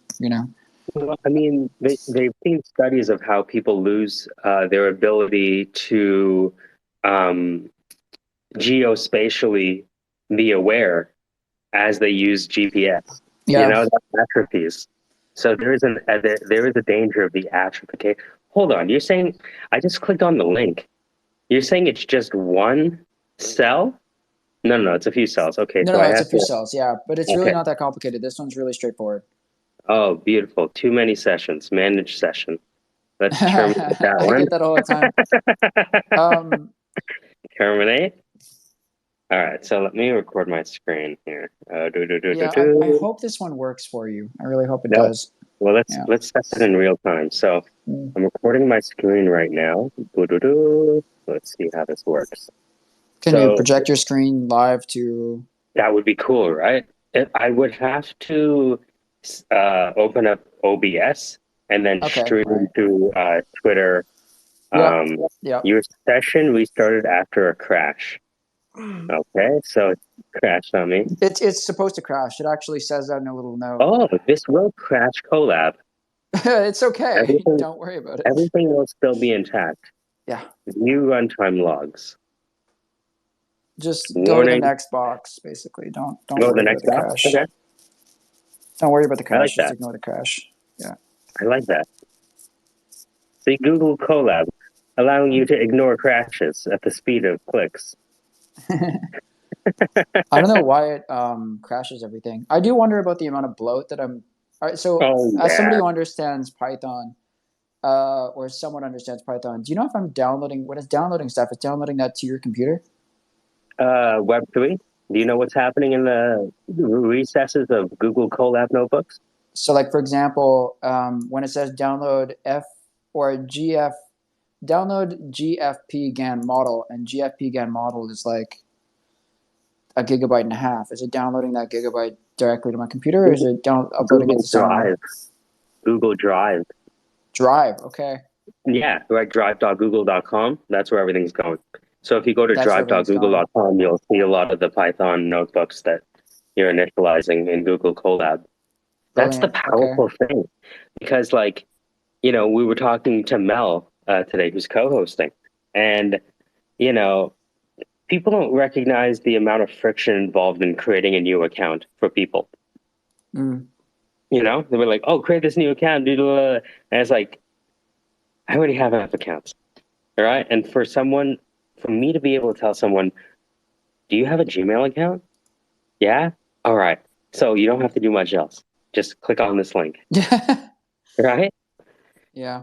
Rather than setting them up with a wallet so they can interact with some arcane coin that might rug tomorrow. Or I would love to learn some of the back end of this though, so that it gives you more power and control over these things. Like, I'm at the mercy of like a few developers right now. If they decide to take Google Notebook offline for a couple of days, or Google Colab, I'm screwed. I don't have access to these tools anymore. You know. Whereas if I knew how to operate with the open source libraries and how to create my own systems that operate like that do the same things, I'd be in a better position. I wouldn't be as worried. I'm inviting Peter. Why did my runtime get disconnected? How dare you? What the hell? Hold on. I'm inviting Peter, who set up his own. You pressed kill the runtime? Oh no, I think okay. So I think it's that supposed worked. to crash. Okay, so it says this will crash Colab required. Everything will still be intact. Don't worry. Okay, normal model. Let me try plus playing on this. Yeah, I think you're at the same spot as I am. Download the model from Hugging Face. So I'm inviting Peter because Peter's the most advanced person I know personally who's using and setting up their own infrastructure. Yeah. To use these Disco diffusion models. Mm-hmm. I got it to work. So the Colab does actually work. I can testify that it works. This is 72%. Okay. Yeah, it just takes a while, but that's normal. No, like. But I'm just looking for a version of this that I can use because, like I was saying earlier, I want to set up VR production environment for my buddy who wants to do that skit-based show. But one of the ways that I was thinking about editing the videos would be to run them through some kind of neural filter that applies like a different style to them so that it's not initially obvious that they were filmed in VR, you know, like some kind of toon shading or some kind of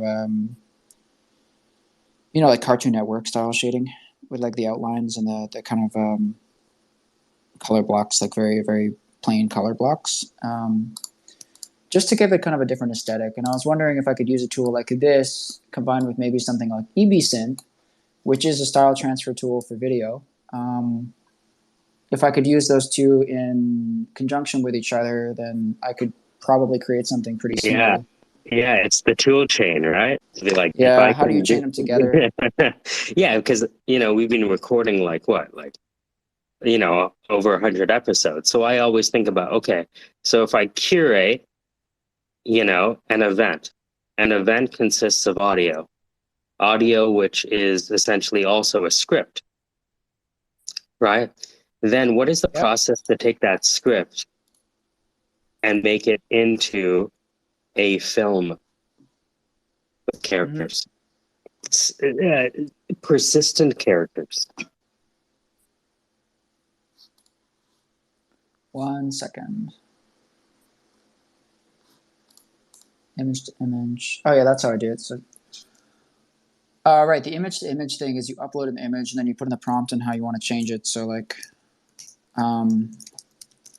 I'll attach an example to the post that I made earlier where I sent a link to this particular model. I'll show you my output. So let me up the sample numbers. What I love about a lot of these open source tools like Stable Diffusion and Midjourney is that you have so many more options than you do with DALL-E. I find DALL-E so limiting. You have like five tools that you can work with. You can change the frame. You can change your prompt. You can create variations. You can do some in-painting, but realistically, those are like your only options. Whereas with this tool, with the web interface that I'm interacting with now, you can change the amount of sampling steps. You can change how similar you want the prompt to be to your original image, how similar you want it to be to the sentence that you put in, you know. You can also put a negative prompt. I have no idea what a negative prompt is. I guess it's what you don't want it to be like. They have options that you can click here to restore faces, which is like they're running a separate algorithm on top of whatever it is that it's running as like a baseline.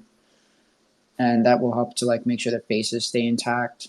You can choose between a whole bunch of different like sampling methods. It's just I find that the open source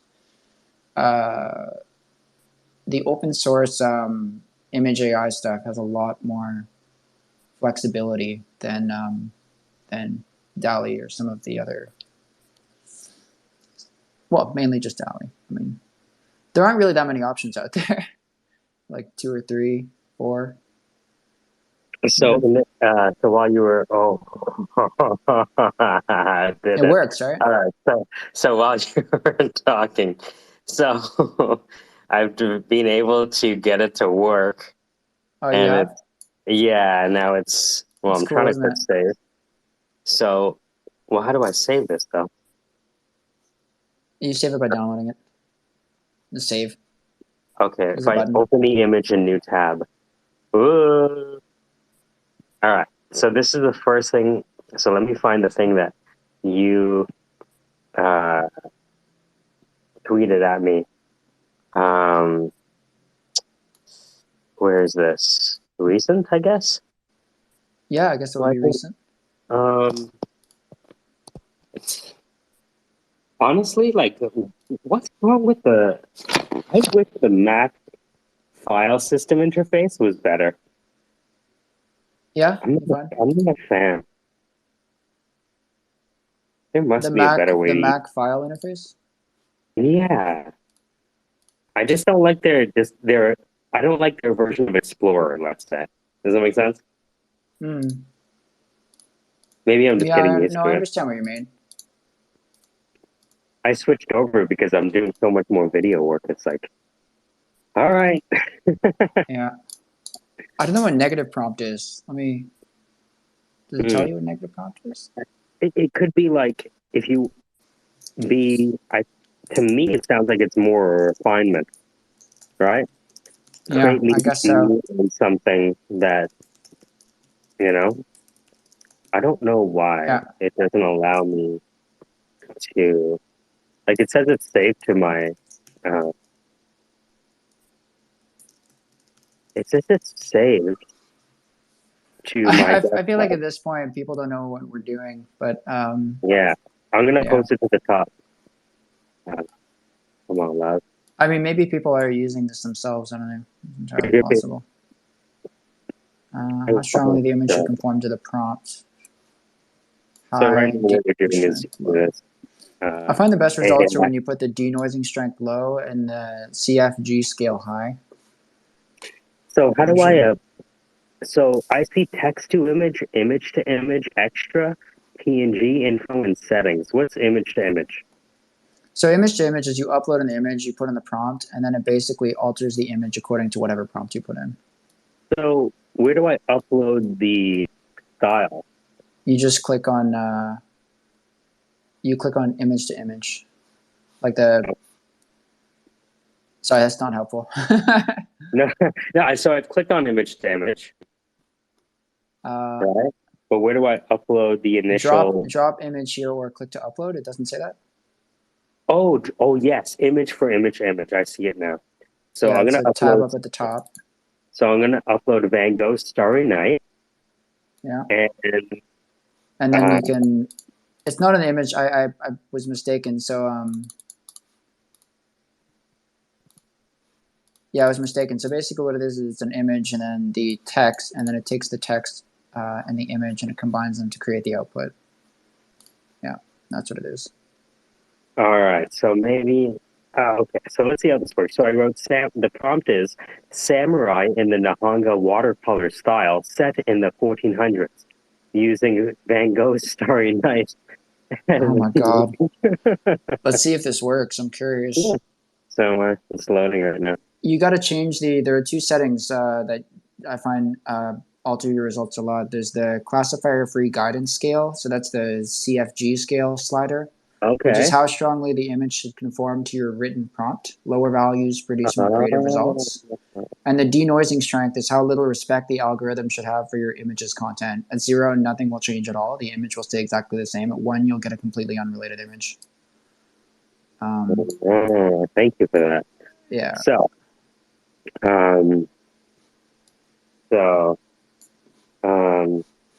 Angry Samurai.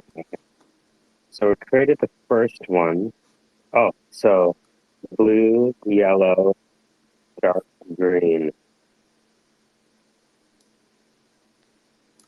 And, oh, that's why. Because what I did is I put the watercolor style. I should take that out because I'm just used to that prompt. So let me just put samurai. Yeah. Samurai from the. One thing I like doing is you can set it to loop, basically. So it will use your initial image, create the output, take the output back as the original image, do it again, do it again, do it again. It's kind of like deep frying your output. So I don't know. I'm trying to find a good result right now. I find you need to play around with it a lot to get good results. Yeah. But this is the only tool that I found that does this. I haven't found any of the other tools that really help. That have this image to image option here. This is the only one that I found that does this. Yeah. So I'm still generating a few images just to see what I want. Oh. I think there's the question of I think there's the question of like ease of use versus customization, right? Or customizability. That's not a word. That's not a word, but so it's like I find Apple products easier to use, and I find it easier to generate like consistent creative results with Apple products. But PC products offer you more flexibility in terms of the interface and how you want to customize it, right?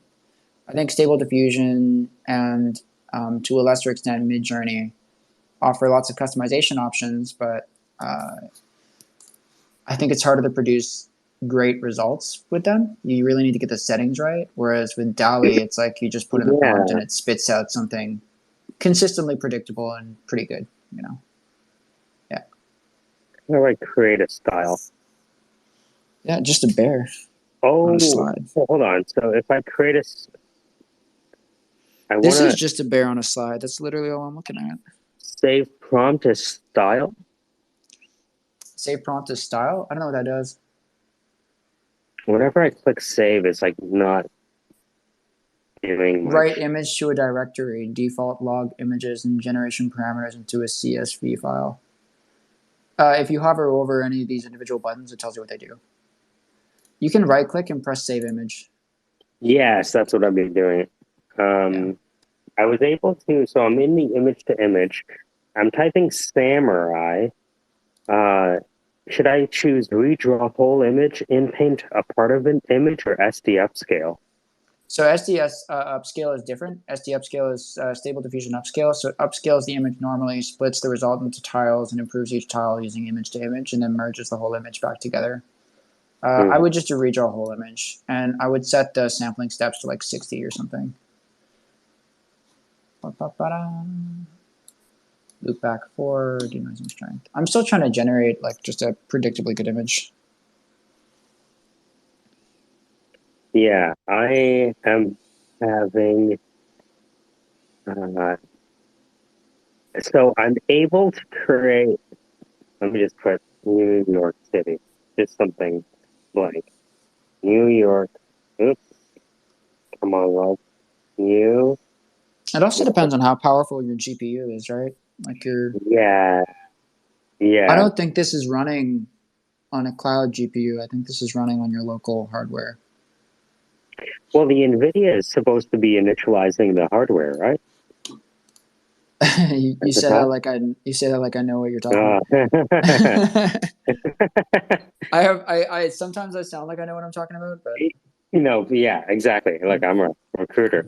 I just talk to smart people and repeat the words they say out loud in a different order.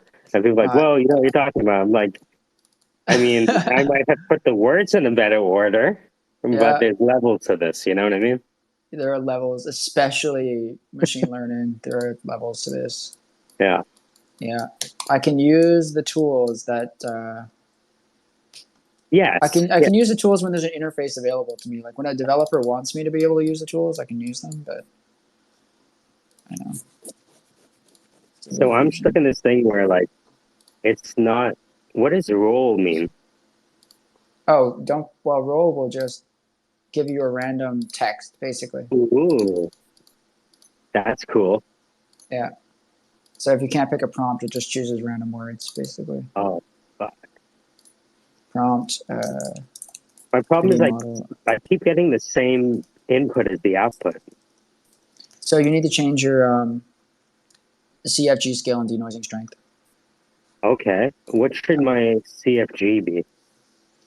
So, like I said again, the CFG scale Oh, is how strongly the image conforms to the prompt, and the denoising strength is how strongly the image or how strongly the algorithm sticks to the image, like how closely the algorithm will stick to your original image. So you probably want to turn up the denoising strength to like a pretty high value, like 0.75. well, my denoising is at 0.9 and my CFG is at 20. 20. Mm-hmm. So the CFG scale is how closely it will stick to the prompt, right? Okay. And 0 what did is you say your complete denoising freedom. is at? It was at. What does a high CFG mean then? High CFG means so high CFG basically high CFG means it'll stick more closely to the prompt. A lower value means it'll go kind of wacky and just do whatever the fuck it wants. Okay. Yeah. All right. So I've changed those. See So these ones. it's the degrees of freedom it has for interpretation and Exactly. output. Chow. Mm-hmm. It's still showing up to me as the same image in and out. See, I'll show you what it did for me. This is relatively low sampling steps. Let me see if I can increase this to double.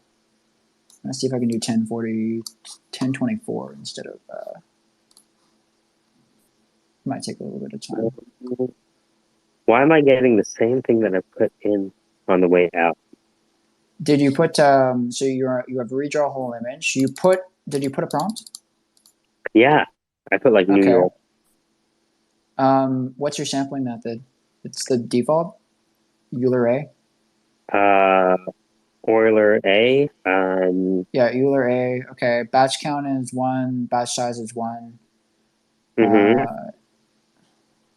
Try reloading it. Honestly, I don't know. Let me just try a donkey. Come on. Oh, it says error now. Error. Damn it. Let's try this again. All right. These things are really finicky, right? Yeah, and that's okay. Well, it is and it isn't because it's difficult to produce. Like this is the very inception of this technology, and you're not going to see anybody be able to use this for commercial applications until it's much more consistent, right? Or Like it's I just can't going to use be, this in a commercial context. well, I mean, that's why we use like Wordly mapping, right? So we have Genesis, custom built product, and then utility. So right now we're in the custom phase where you have a bunch of people writing the models in Genesis and then a Yeah, bunch of people like us, trying to work our way through these new tools we've just stumbled yeah. across. and then Yeah. eventually it's going to be written into product through an API, Mhm. right? And Then you're gonna down get the road. stuff like, oh, this is a fucking great. Sorry, excuse my language, but this is a Yeah. great example. Here, this is good. Oh, this is beautiful. God. Yeah. Let me post this. Mm-hmm. I finally got a good result. That took me forever. But yeah, I'll post this under images. So this is an image that I initially made with DALL-E, and I'm just so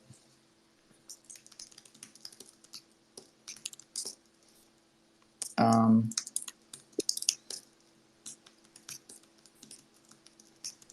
with By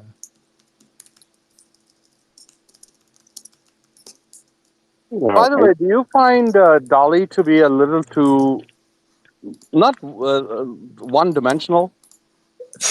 that's exactly how I would describe DALL-E. Yeah. You know what? I was part of the beta for, or the closed beta for DALL-E, and I have to say, I feel like the quality dropped when they opened it up to anybody who wanted to come in. I think they probably lowered the amount of processing power that's being used on each of the individual prompts because it used to produce better results. You know, that's very interesting because I feel like that about the GitHub Is it Copilot. Collaborate? Oh, Copilot. Copilot, really? Wow. Yeah, Copilot used to produce really good quality source code about Mm-hmm. 3-4 months ago, and lately it has been putting out really shitty suggestions, like really crappy suggestions. Yeah. But Here, previously, I just shared my thing. But yeah, go ahead. Sorry, what were you saying? oh, I was Previously, just it was saying producing that, good results. yeah, it was producing like really smart, good results. And lately it's been just spitting out for almost identical type of code, really just stuff that you don't want to use. Like I used to be able to accept almost 100% of its suggestions, and now I cannot even do 50% of the suggestion accepting. It's really bad. Yeah. Do you think it's because do you think it's because they changed the amount in an attempt to make it mass market, they changed the amount of processing power that's being used on each of the I individual? think I think so. I think they did something really bad. It's because I think that the model is probably to reduce the response time. What they've done is exactly that, just reduce the number of iterations that it goes Yeah. through. Yeah. That's what I love about the stable diffusion thing is it's open source, right? Or relatively. So I get to, in this web UI here, this web interface, I get to choose the amount of sample steps I want to run, which is fantastic. Whereas when I was using DALL-E before, I was frustrated when I saw that drop in quality because I have no control over that. Unless Right. you, Like it's yeah, not even a paid control, right? Or I don't know if that's true anymore though. Maybe they do have a paid control where you can I have throw a more cycles. conspiracy theory about that. I think that they purposefully nerfed it so that they could upsell a higher quality version of DALL-E to companies. But I That don't know if makes they're going to sense. do that. I don't know. Maybe. I mean, Um, it's. I don't think it's. I don't know whether that's a fair action on their part or not, but I can understand why they did it. yeah. I think people will take the shortest. People will take the path the most of the path of highest convenience, right? They'll take the most convenient path, Yeah, the shortest way least to get to their resistance. result, least resistance. Sorry, I need a coffee or something. No. You're good. Yeah, people will always take the path of least resistance, and I think if you have the know-how, that's definitely open source, right? And if you have, well, so if you have know-how and a lack of money, then that's open source. But if you're a company and you have lots of money, but not necessarily a whole bunch of know-how, that's getting some kind of software solution from DALL-E or one of their competitors, like some kind of Well, the yeah, economics in the company are different from economics in like in your toy project, right? Because Hmm. the company is thinking, okay, if we have an open source solution, yes, we have more control, but is it equivalent to us paying, extra things to this cloud service? So, for Yep. example, if I pay $10,000 a month, or $10,000, let's say $10,000 a month to this cloud service, Hmm. but I no longer have to hire two resources, which are going to cost me $250,000 each. Right. That's a savings, right? That's a 75% savings, because now I'm not dishing out $500,000. I'm only dishing out $120,000 a year, right? So the economic question Yeah. is different, and now I also don't have to I don't have to take on the risk that would be involved in having a critical component of my business path be residing in two human beings versus a Right. corporation that is much more stable, because it's Yeah. the knowledge base residing there means like the individuals are replaceable. Of course. Yeah, that does make sense. What's your point of view on, as somebody who I know that you're a developer, and I know that you're somebody who knows a good deal about AI. We were asking this question earlier. I don't know if you were in the chat or not, but so Attract Funding and I are currently using we're currently using a stable diffusion version that allows you to do image to image transfers. So Okay. basically, you put in an image, an input image, you put in a prompt, and then it will apply that prompt as a style to whatever image you put in and spit out an output. Okay. What I've been searching desperately for, I've gone through like 20 different Google Colab notebooks in an attempt to try to find this, is something that does that but for video, that has like a contextual awareness of the frame that came before and the frame that came after. I'm having a really hard time finding that. Uh, I don't know if there is something that is like that directly. Yeah, However, there is a Python library that I know of which can actually do um, you're a saint. frame to frame comparisons, and it will actually tell you if one video is it does basically. Have you ever used a tool called diff, which gives you a difference between the text files? Diff? Yeah, I think I have.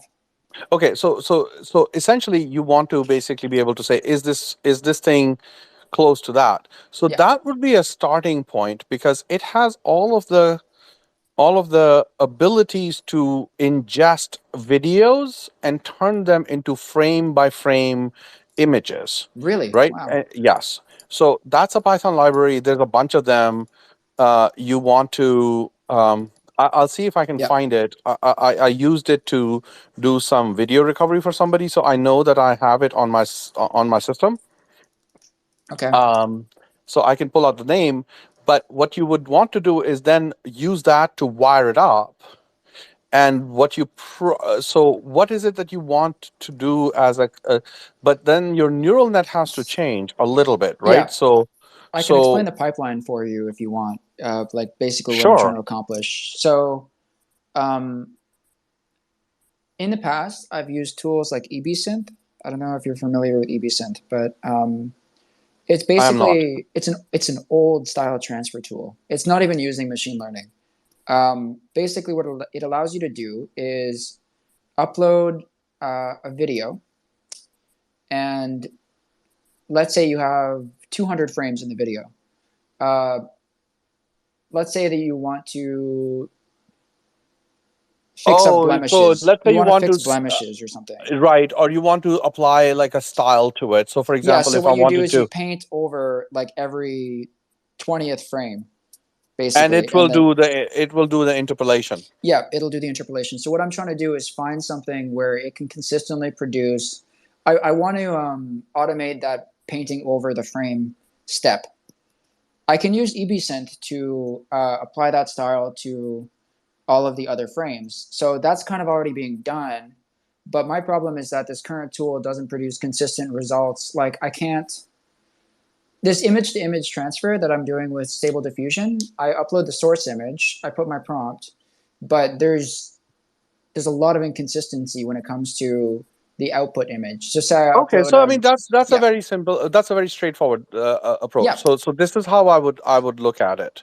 Mhm. The way I would do it is so there is an EBSynth Thank you so much Python for your help, by the way. API. Yeah. Okay, there you can actually download an EBSynth Python library, right? And Okay. then what you would do is you would basically run the either you have a video stream that already has keyframes, or you will come up with a mechanism to identify keyframes Yeah. inside the video by using that other library to do a difference comparison, right? So what you want to then do is simply say, I want to um, I want to start with a keyframe. Probably not at so what you probably want to do is take the average of the two keyframes and take a frame in the middle, push Right. that through the push that into the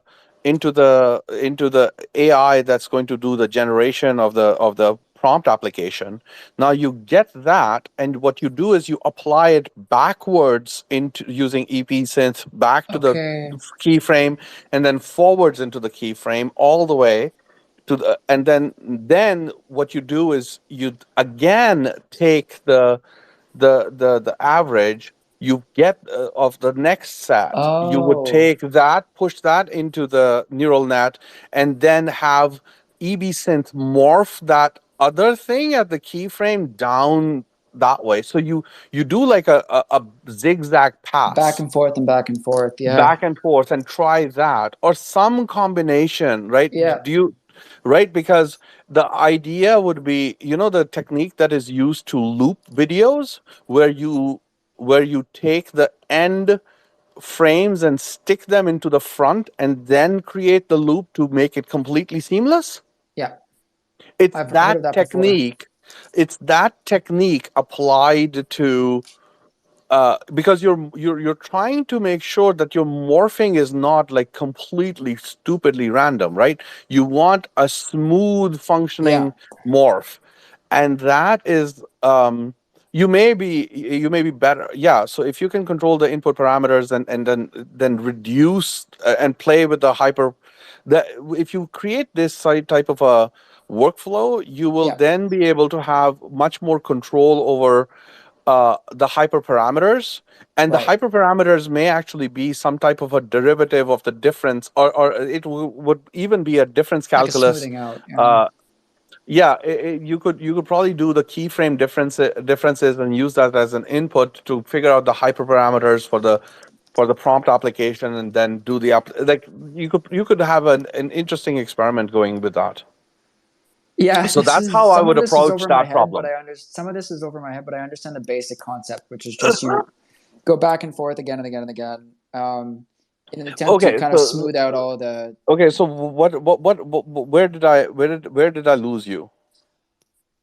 You, I thought I understood, so I understood Sleep's up until not the a point. developer like I'm like me. I'm so sorry. Yeah.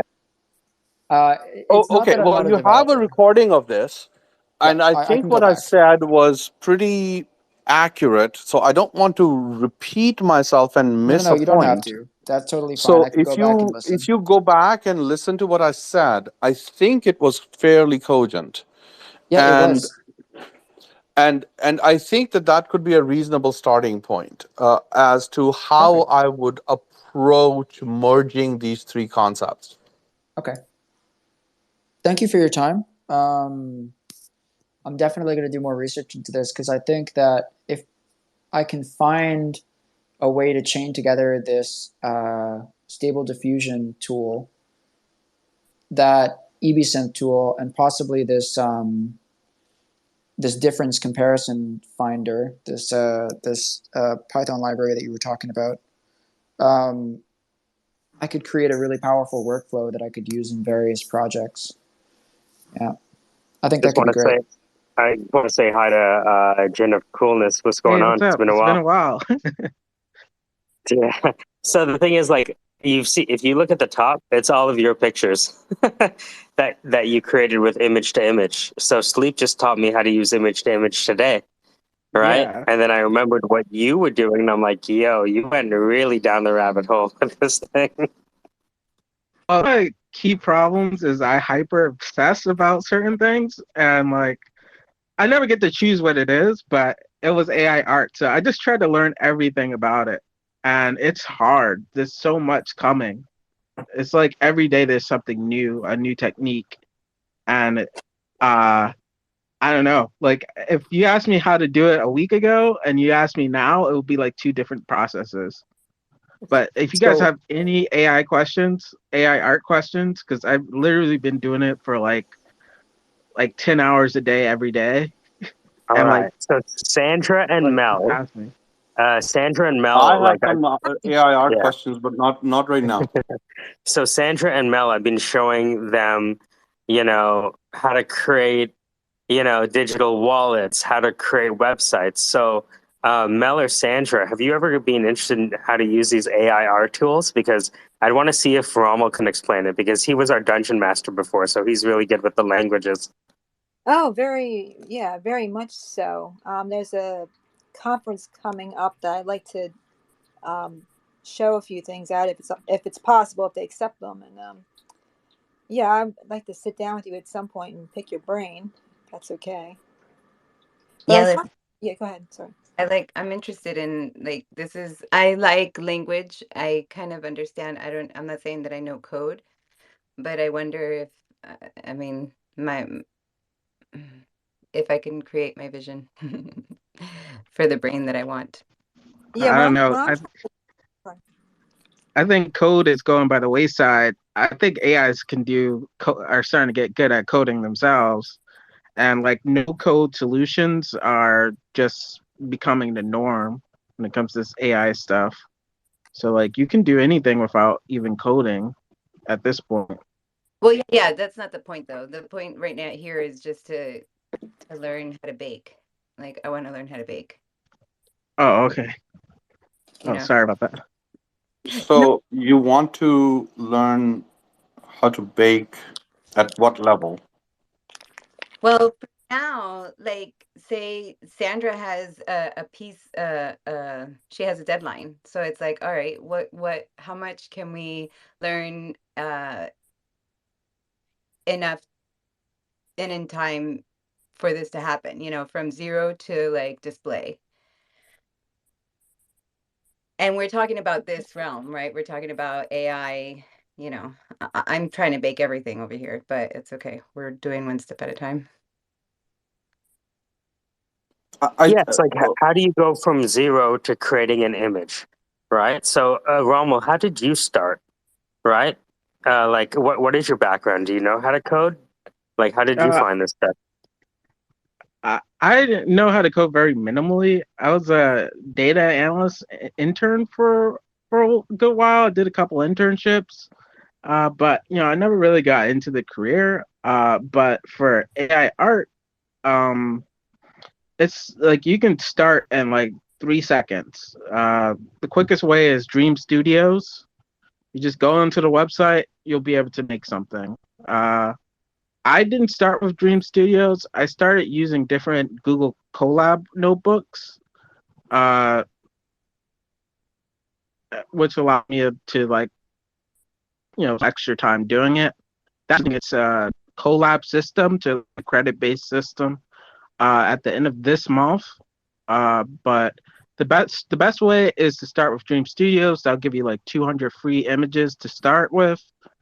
The best way is to install it onto your computer.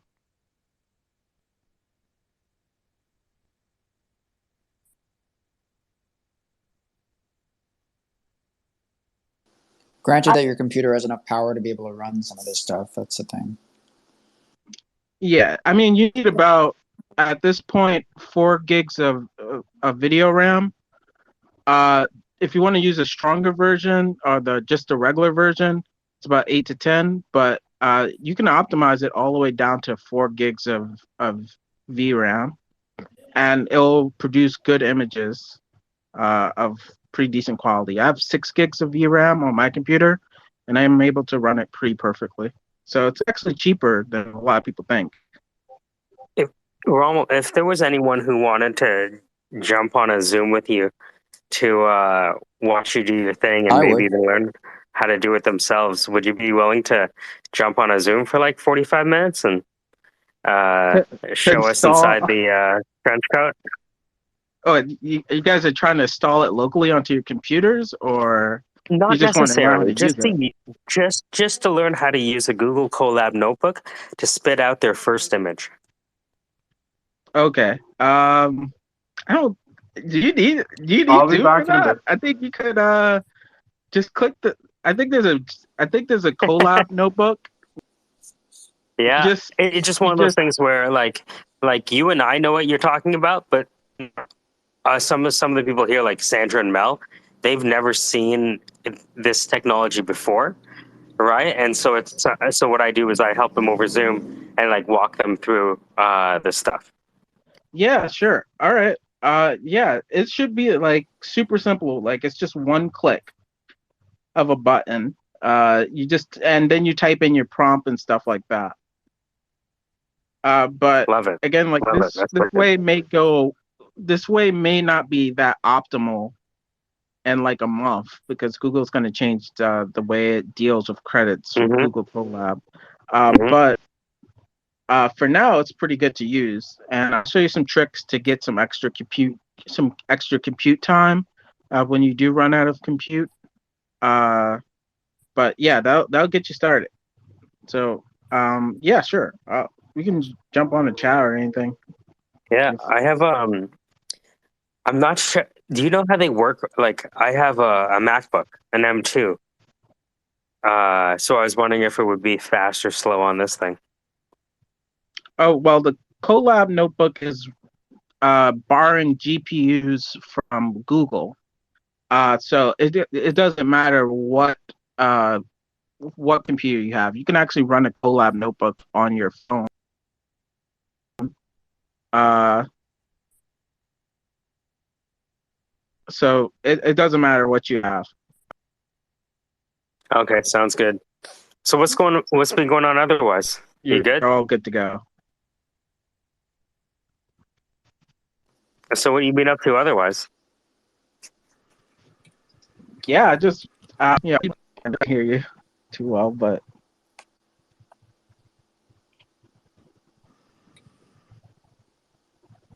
What's up, Sandra? How do you feel? Good. I'm looking forward to talking and learning more about that because I have I have like abstract designs that I would like to put into a program and kind of have them like spin apart like that Take on Me video, but different. You know what I mean? That but the same type of idea, and have it turn into like like some sort of wild ride, I guess. But anyway, so I wanted to definitely learn the process, what steps, what programs, and take a lot of notes. So I'm So really you're cool. trying to apply it to a video? No, I want to animate my basically I want to animate my fabric samples and then turn those into some sort of like trippy psychedelic. Oh, okay. Okay. Yeah. So the specific tool you're looking for is so I'm sure you've seen a lot of videos that do that. That's either there's a set of code called Disco Diffusion. That's how people used to do stuff like that. Okay. And the one that came out recently is Stable Diffusion. And when people talk about these like kind of catch-all, when people talk about Stable Diffusion or they talk about Midjourney or they talk about Disco Diffusion, those are very big umbrella terms. And then underneath that, there are a bunch of like different variations of that code that do different things. So Disco Diffusion, for example, has some libraries that make static images, and they have other ones that do that kind of trippy video effect that you're talking about. I'm not super familiar with Disco Diffusion. I've used Stable Diffusion, Midjourney, and DALL-E before.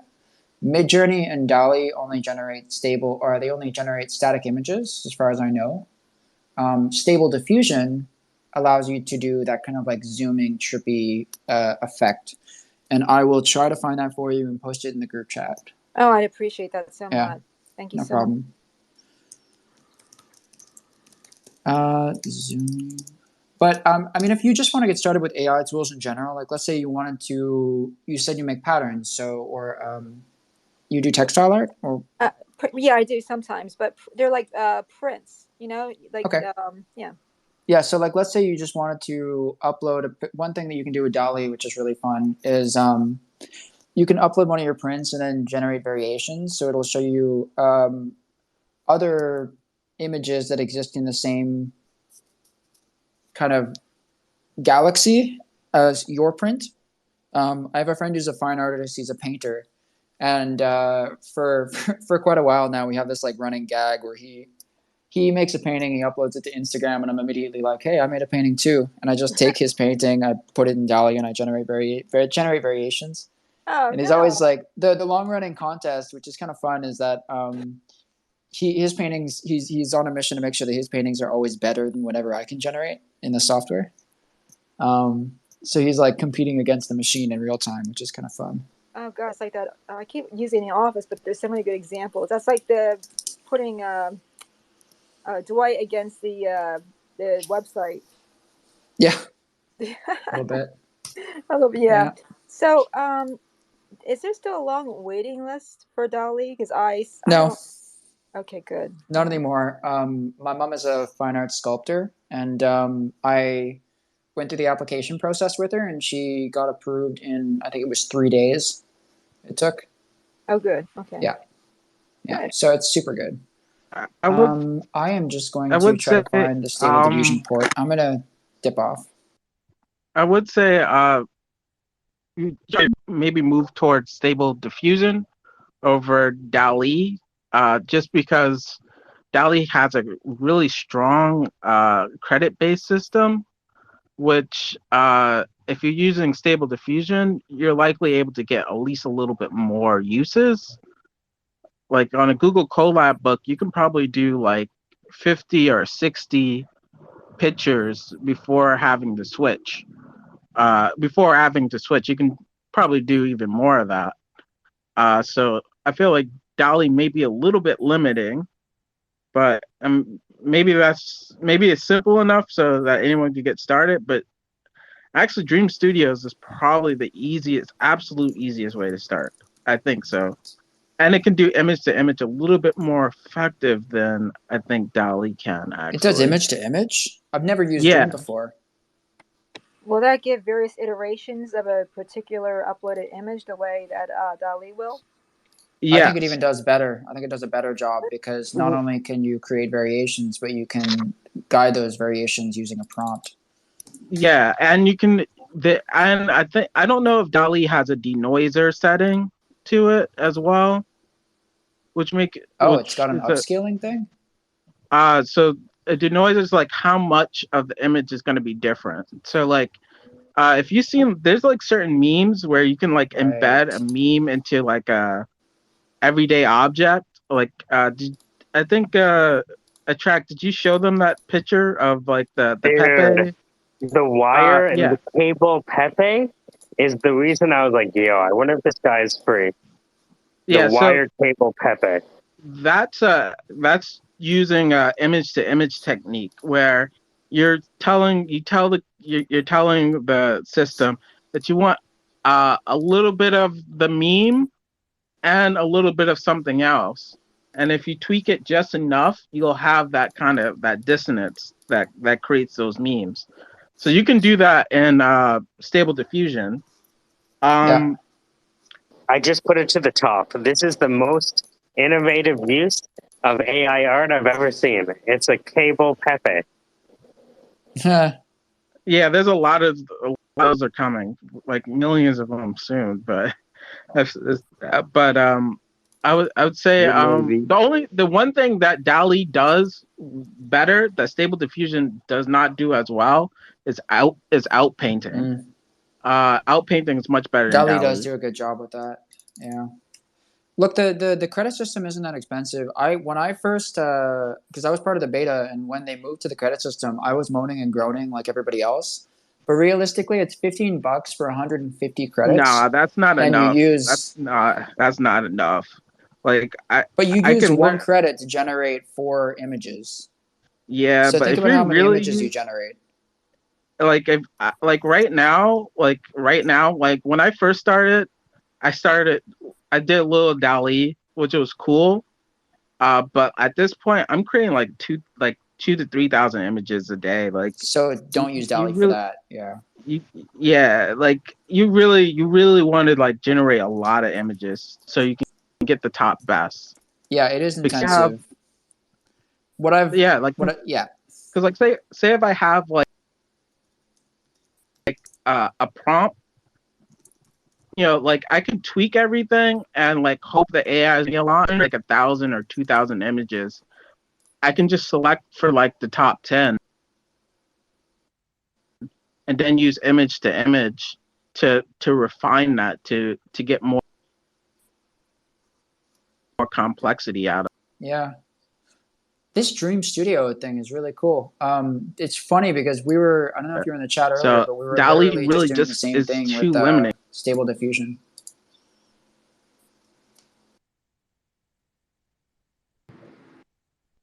Like a lot at a higher like if we're really gonna be that must be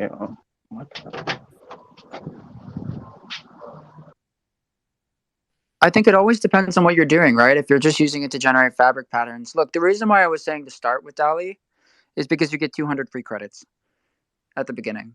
So burn through those 200 free credits. The reason why I said that you should use it is because it's the easiest interface out of all of them for beginners. But I totally agree with what Jin was saying, where it's expensive.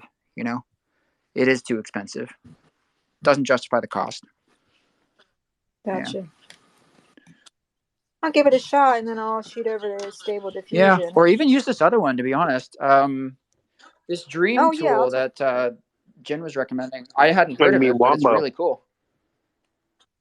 I You're like. talking about Wombo? Wombo, Yeah, I should try. you can try that. Wombo, I found wasn't very good. It was like the Google Cardboard of AI. I've done some disturbing things on Wombo. I'll have you know. I would say Potential. another thing is try to abuse the Google Colab notebooks as much as you can.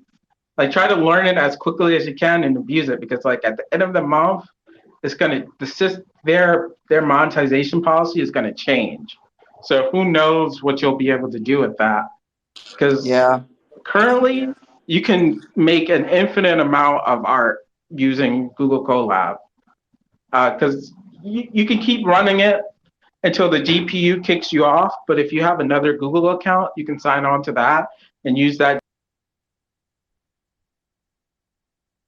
Gotcha. Like how when you say the Google Colab makes art, what do you mean? What do you mean by that? Like there's already they're not like a scripts developer. set up. Yeah, okay. Oh, Google Colab is So what's happening is that. yeah. Go ahead. Oh, so in order to create images using AI, right now AI is Python, for better for worse, more or less, right? Python is a programming language, and typically to run a programming language like Python to generate images, you would have to download the programming environment to your computer. What Google Colab offers you, if you have a Gmail account, you have access to Google Colab right now, this instant. What Google Colab offers you is the ability to run pre-written Python programs without doing any coding. oh, You just Mhm. press play. You just press play. It's really weird. You've probably seen the tutorial I put out for the oh, here, let me put it up to the top. So when I first used Dolly, it was through a Google Colab notebook. and tutorial. Let's see here. Videos. What did I call it? What are you looking for? No. I put together a tutorial on how to use Dolly Notebook. I just can't find the video. Hold on. I Dolly know where it is. notebook. Dolly doesn't have a notebook. It's not open source, is it? Here, I'll show you. I'll find the video. It's been so long. All right, there you go. The Nahong AI tutorial. So I'm gonna post a tutorial to the top, but it'll also be in the comments section of this space, and it's tutorial on image generation using a Google Colab notebook. And I'll put this to the top. And it basically walks you through how to, including like I shorten the URL to make a short URL for the notebook. Basically, if you've never written a single line of code, that doesn't mean you can't generate images using AI. Oh, thanks for posting it up. Yeah, no worries. So that's a 5-minute tutorial that I recorded. And it's funny. Remember that? So I showed you my that NFT project I put online with the images and the Oh, that lookbook was and the cool. VR. Yes. So this is the tutorial on how I created all of those images in that spatial art gallery. Cool. And this is how I was going to offer it as like unlockable content for You the should. NFT. Yeah, but then I was like, whatever. It was fun. Then I got bored of it. Oh. I mean, you know.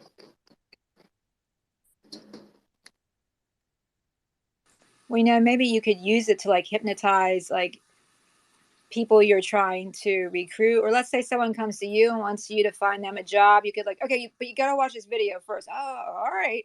So they watch the video and then they're like forced to tell you the truth.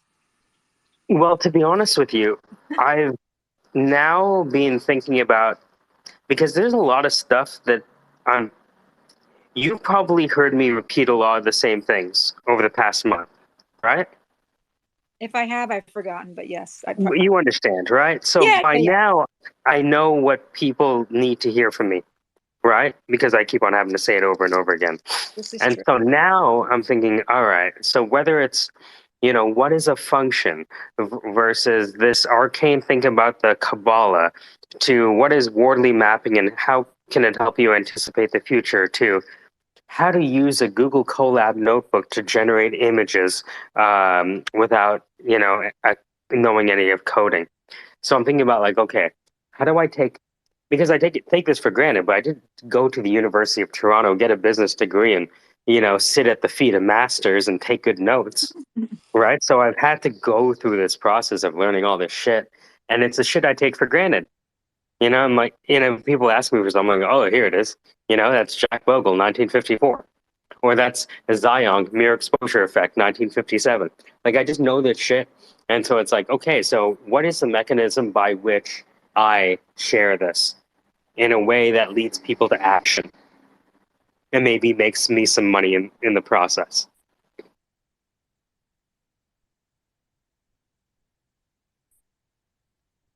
Well, friends take care of each other, don't they?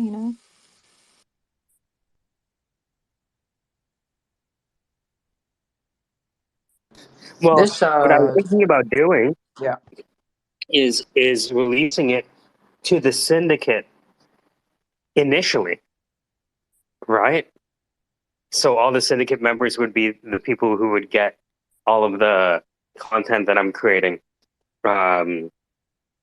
just because they're part of the syndicate. Does that make sense? And then through my interaction and the testing, then I could decide, okay, so this is what's public, but it would be available to whoever the syndicate members are, free of charge. Hey, But Jane, it can was I ask a something that, question really quick? well, we did it at the Hi, same Crow. time. So go ahead. Crow, hold on, Crow, your mic is a little wonky. Go ahead, Sleep. I was just gonna ask Jin a question really quick if they're still here. Who? I think he went down to listener, but let me see if he's still for. Oh no, he's still a speaker. No, he's listening. He's just Yeah, I invited him that's up. fine. See if he can come Never up. mind. Go Hi. ahead, Crow, while we get the gin up. Go ahead, Crow. Well, I noticed something a lot lately. Sleep might know. One of you guys might know one that I don't. I know there's image generators, language models, things that can see, stuff like that. I don't really see one that does real world hearing. I've been kind of looking. There's some that get similar, but not a straight up. It can detect the sound exactly. There's a fun one called Rave.dj. It's a web-based AI DJ thing where you can put in two separate songs and it'll auto match the BPM and the key, and then create a mashup for you. But that's the only one that I know that works with audio. Yeah, exactly. That's kind of my point. I saw some libraries a little while ago where you could take a recording of your voice and then you could basically make yourself sound like Morgan Freeman or like Think about it. We've got language, right? But we yeah. got vision, pretty much. We need hearing. I mean, it is what it is. Why don't, I mean, I'm sure it's being worked on somewhere. I just I'm sure can't it find exists. anything. How are you, Crow? Pretty good. Pretty good? Stumped on my research, otherwise pretty good. Pardon me? Stumped on my research, otherwise pretty good. Cool. Yeah. Well, where are you stuck on? Maybe we can. I just asked. Got the same answer. I think Crow is stuck with scope Real creep. world hearing AI. Oh, okay.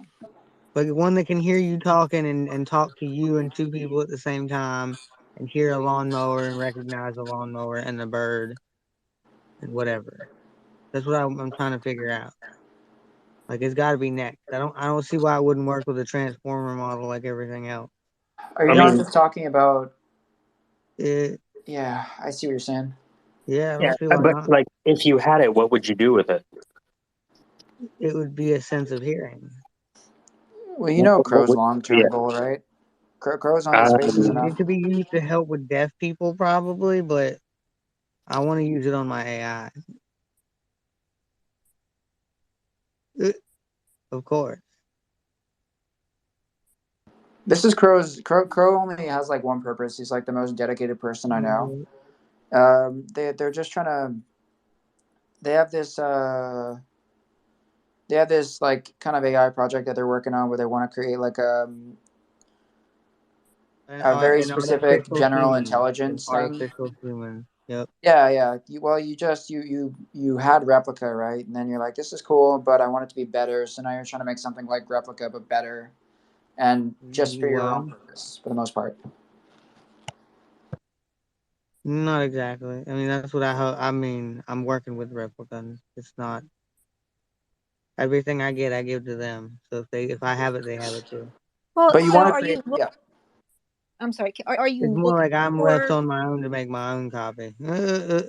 Okay. I mean, Crow, are you looking for like Jasmine to have like more interaction when you're not available for that? Is that what you? Is No, the one I want to make is probably going to be one similar to me.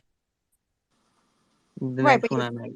what is the purpose of the type of AI you're trying to? Is it utilized to? You said you wanted it to talk to It Jasmine. could be used for all, yeah, for me, for my purposes. But no, um, aside from my purposes, it could be used for digital immortality for one. It could be the receptacle. Like let's say you want to hang out with your family, you come hang out with your family with in AR. They put on their little AR glasses and you can hang out with them if you do the digital immortality thing. Oh, I That'll got be your it. avatar, right? It would be your AI. Um, you could also likewise bring back family members. Or Bro, you could just make NPCs in video games realistic as hell. Companionship, mental health, What about the educational applications for that? education, Like if you right? could, yeah, A tutor, uh, health industry where you could health consult with a industry, world famous doctor, right? oh my Like God, duplicate bro. that information, Yeah, and then you can let it into consulting. gold, If the right? robots take basically the robots take all the physical jobs and the AI take all the non-physical jobs. What was your AI tutor idea? That was Yeah, gold. Athena Owls. That was really cool. Just like tutors, like assistant teacher tutors, where the teacher can load in the syllabus and this train and teach the student, pick up on its habits and teach it better. It is a good idea. I think AI tutoring is a great area of But exploration. that's also in the AR glasses, the mixed reality. Again, I'll be honest with you. When I hear all this, it's like, yeah, these are all great ideas. You should do them, or at least focus on one of them. You Hand know me what I a mean? That's all programmer. I think. Hand me a programmer. I'm dyslexic as fuck. You've been asking us for a programmer for 4 months. Yeah, The programmers don't come cheap. yeah, they will soon. It just, it is one of those things where it's like, when The AI shall take the job. I'm just waiting for a good one. I just don't want to ask for the same thing I was asking for 3 months ago. Does that make sense? Codex Right? kind of stuff. That means I'm not making progress, and I want to see you make progress. But if you need a coder, coders are the most readily available resource on the planet. Check out Fiverr. Hey, look, I got one to help out with replica VR, so that worked out. Here's the thing. I sometimes, and I'm not going to be brutally honest here, sometimes when people are And also, I'm constantly not worried about facing, it. Like I said, I'm no, it's okay. passing all my No, it's information okay. to you. It's when people ask for the same thing month after month, I wonder if they really want it. I'm not asking. I'm just talking about my stuff. I'm not even talking about you. Oh, okay. When Other people are. ask for the same thing month after month, I start asking myself, do they really want that thing? And Crow, I think what Mike is trying to say is probably more aimed at me than you. So, No, yeah. not you. It's just that, But it like, could especially be. with founders, right? But you know what, Mike? It could be, and if it were, I would say you're right. But it could be founders, anybody. Yeah. Could be anyone. And when I talk to you, I'm also talking to myself, right? You guys don't realize that as well. I'm also talking to myself. My friend told me that he finds himself facing the same obstacles over and over until he finds a different way to solve them. And I find that's just true of my life as well. I think I stepped on a nail. I think it's true of everybody. I think that it's so common for me to be like, yeah, that's a great idea for somebody else who has more knowledge to execute. Like, it's not a great idea that I want to do, but it's a great idea. Staying in my own lane. I'm staying in my own lane. I'm doing well in I my still own think lane. my autocoder idea was a good idea. It Something that exists I've though. That's found open. in industries too. So when you're working in the environment, you've got goals to achieve. Not everyone does this, but I find that in my own experience, I keep asking the question until I get the answer that I like.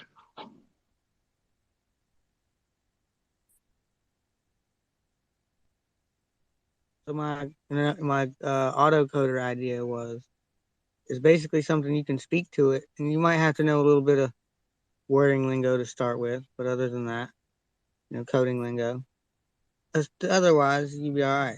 But you just tell it what you want and it makes it. Like you can apply it to just about anything. It's like a code editor, but it goes off Codex and Copilot. What it does is it'll Codex it or Alpha Code, whichever one you can get your hands on. And then Anything that you Copilot can will think go of over direct. already probably exists. I'm just going Yeah, to throw that out somewhere, there. You know what I somewhere. mean? Like, it's already being implemented. It's what are we going to do with the It's an in-house technology? tool somewhere. You're right. What are we going to do with the technology that's available We to don't have us it today? because they didn't give it to us. No, of course I we know have that. it. You're only limited by your technology and your ability to tool these things together. You know, I'm half an not hour gonna with do it Ahmed, together if I'm a coder. like half That's an why hour I'm with trying to get the Ahmed, coder first. half an hour with Ahmed on a Twitter space gave him the whole tool chain. And if he wants to build it with Ahmed, I'm sure Ahmed would be willing to jump on a Zoom. Like that's how quick it happens. Like this thing is literally a codex mixed with a code editor with a visual scripter next to it.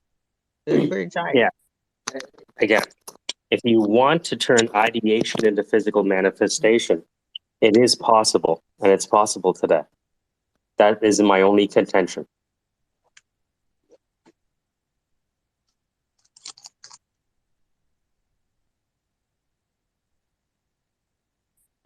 Oh, this is so awesome.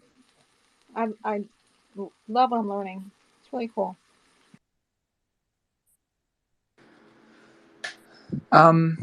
This is slightly unrelated, but I'm kind of bouncing off of what about virtual people and virtual presences. I experienced something really interesting yesterday, and I just wanted to share it with the class. So I spent a lot of time in virtual social spaces, and yesterday, unfortunately, one of my friends who I've known for several years passed away, basically. And I knew them through VR, basically. They were a community member who had created a lot of content for some of the virtual sandbox games that I'm a part of. And they had a heart condition that nobody knew about, and they passed away. I attended, I went to a virtual reality funeral yesterday, which was crazy. It was all these people, none of them had ever met this person in real life, but they all had stories to share about this person and the experiences that they'd had together and the conversations that they'd had and the bonds that they'd made.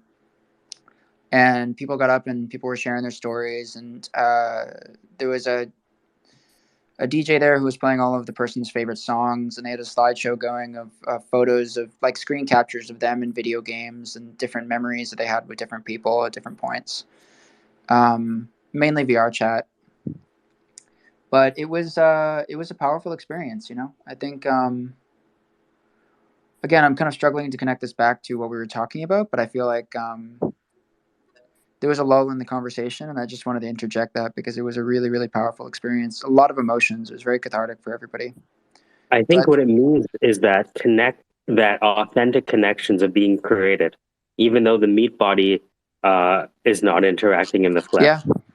yeah, it really makes you question the concept of self and connection, right? Because even though we never knew their meat body, her we knew them, like we knew their spirit. And in a way, they will probably continue to live on through their creations, the stuff that they made in VR, which was a tangible aspect of how they interacted with others. So that will live on beyond them, which is really interesting for me to think about. But yeah. What's weird is that their social media profile is still active. People, one of their friends took possession of their social media profiles and has been continuing to post like photos, like old photos Mm-hmm. and I do that with a memories. friend of mine. I do that with a friend of mine called Thomas Wisdom. He was actually a lawyer, and he would be in class and he would be bored out of his mind. He's gonna be bored out of his mind. And so what he would do is on his notebooks, he would get bored with the lecture and start animating as a part of his notes. So he'll be like, all right, Hegel, page 1. And then he'd get bored of the lecture and start doodling. I'm posting it to the top. When you see this stuff, this is some of the best pencil artwork I've ever seen in my life, at least of someone that I've known personally. And it's just him fucking around in class, getting bored in philosophy 101, sociology 105. Yeah. That's fun stuff. Hey guys, it's been awesome. I gotta head out. Oh, love. Yeah, we'll stay in touch. Sounds good. Hey, Jen, I might contact you just to see if we can swap notes about AI stuff. but Yeah, made them available. I've literally been doing this about. I've literally been doing AI art for like 10 hours every day, trying to keep up on the news, and it's rapidly changing. So, like every week there's something new, like that changes the workflow. Like there's Well, the Kira plugins that are coming out, the Photoshop plugins that are coming out. There's like new ways to generate like negative prompting and also other little techniques and user scripts people have done since it's open source.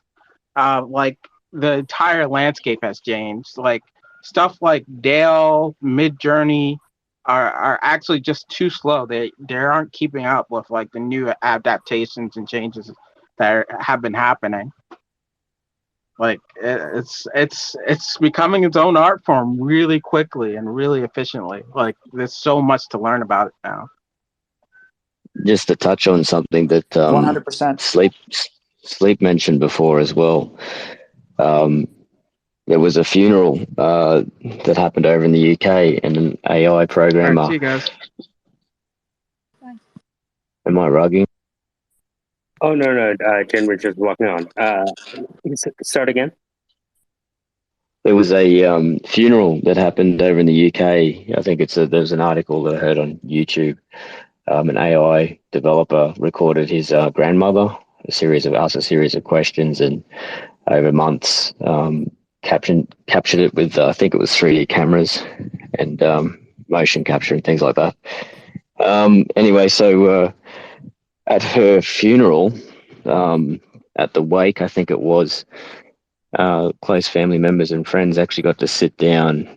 I'm not sure if it was a hologram or up on a TV screen or whatever, but they were able to ask her a bunch of questions. And there's that sort of real world application with her interacting with her after she passed away.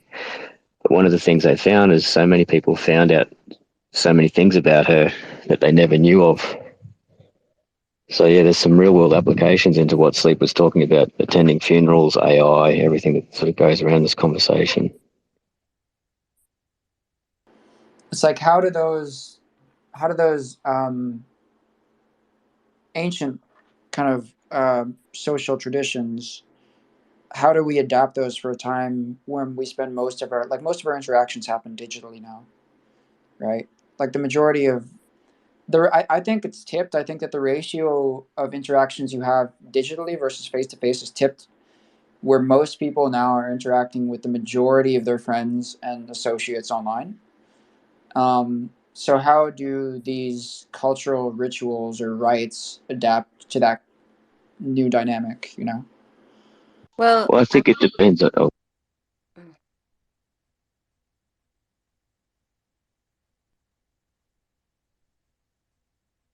Go ahead. was that directed to Hurls or because I just popped in? Go ahead, Mal, and then Hurls. Yeah, no, I was just gonna say, what you're speaking is only a select few. That's it. This is not like everybody's on digital world, and not everybody has a digital life. As much as Facebook, as much as like the world has Facebook or the world has WhatsApp because now it's linked or yes, those aspects are like, yeah, that's like kind of like the on-ramp to the digital life, pictures and images. But it's still, I've said this before, it's still a select few. It's like whoever can afford, the iPhone or the Mac or like high processing, PC. Um, Also internet is still not everywhere, so the people that are Yeah, online and connecting world, in the global sense are the privileged people that have the means, whether it's the yeah. job or that they have they're in their environment or that they have, you know what I mean? So The future is here. It's just not evenly distributed yet. Gibson.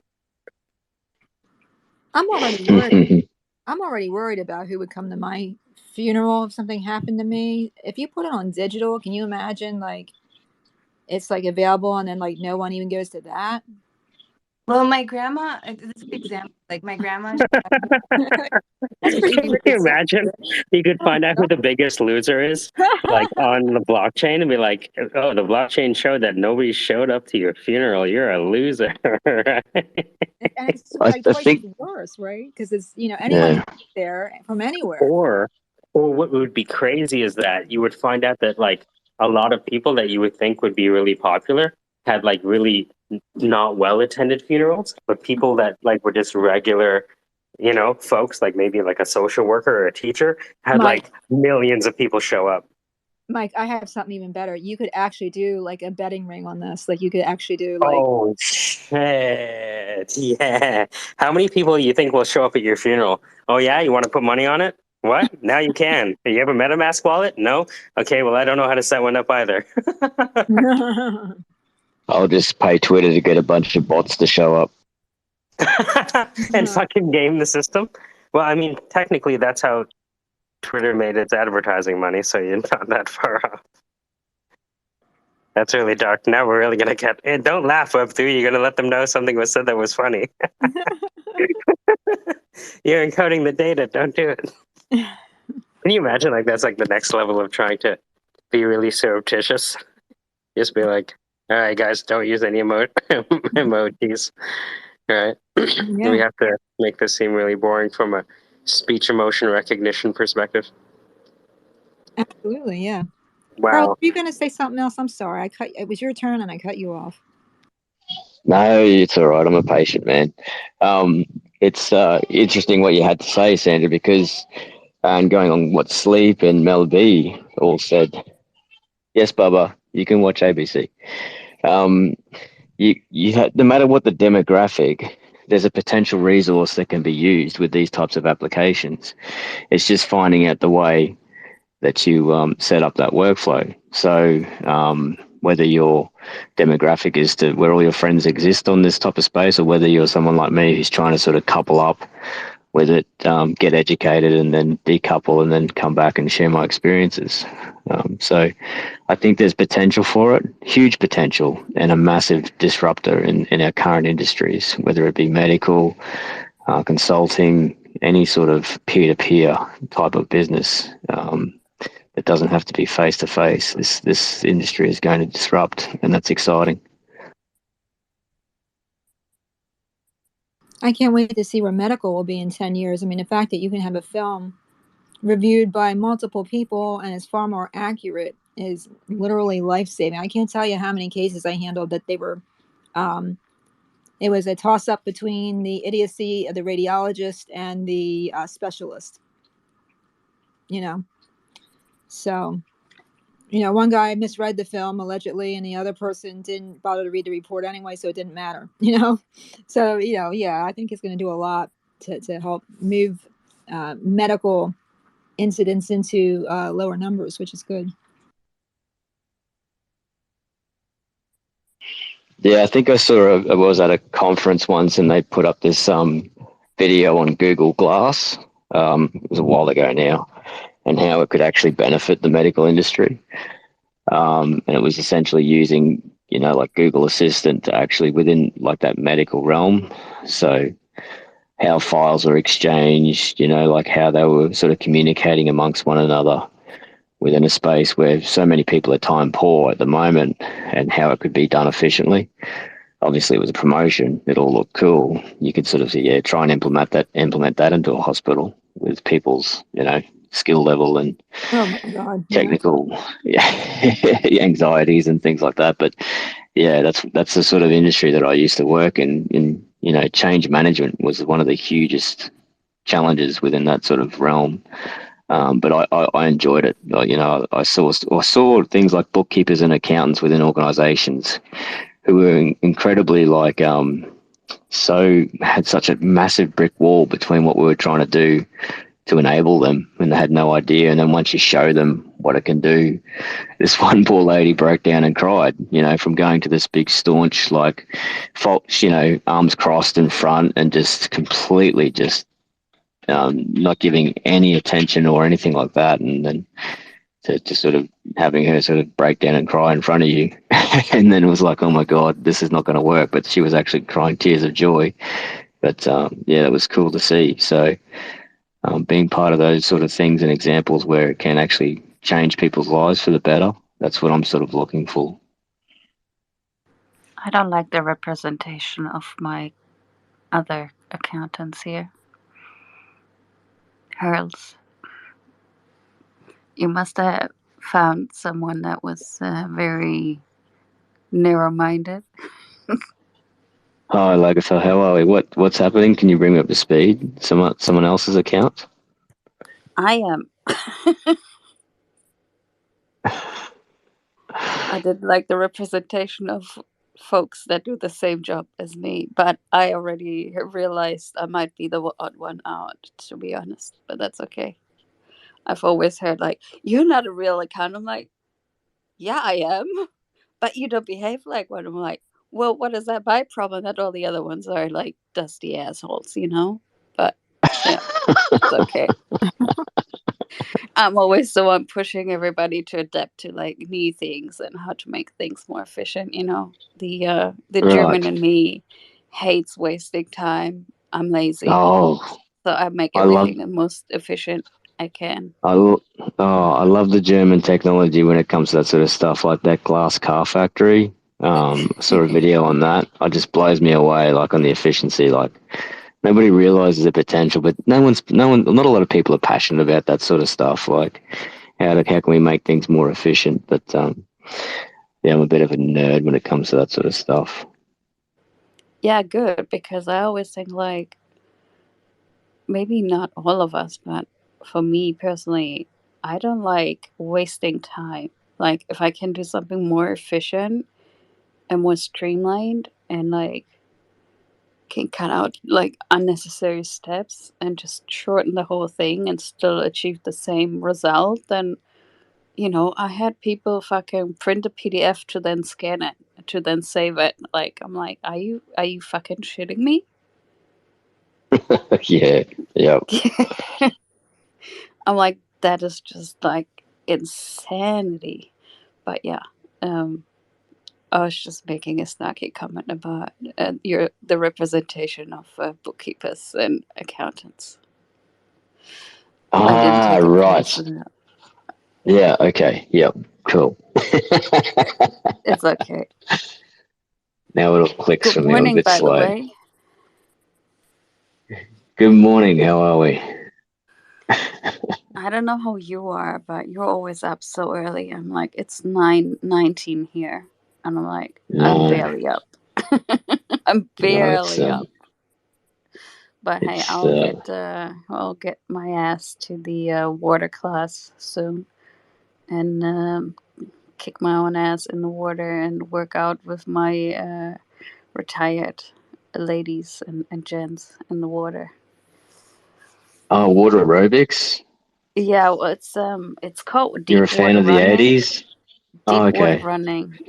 Yeah. So it's actually from the AUT, so Auckland University, and the Olympic teams and stuff. They all train there with us in the pool, and we have someone who does rehab and all kinds of non-impact or no gravity impact sports. So you get your heart rate really up there, and I usually fall asleep in the afternoon because I'm so tired from it.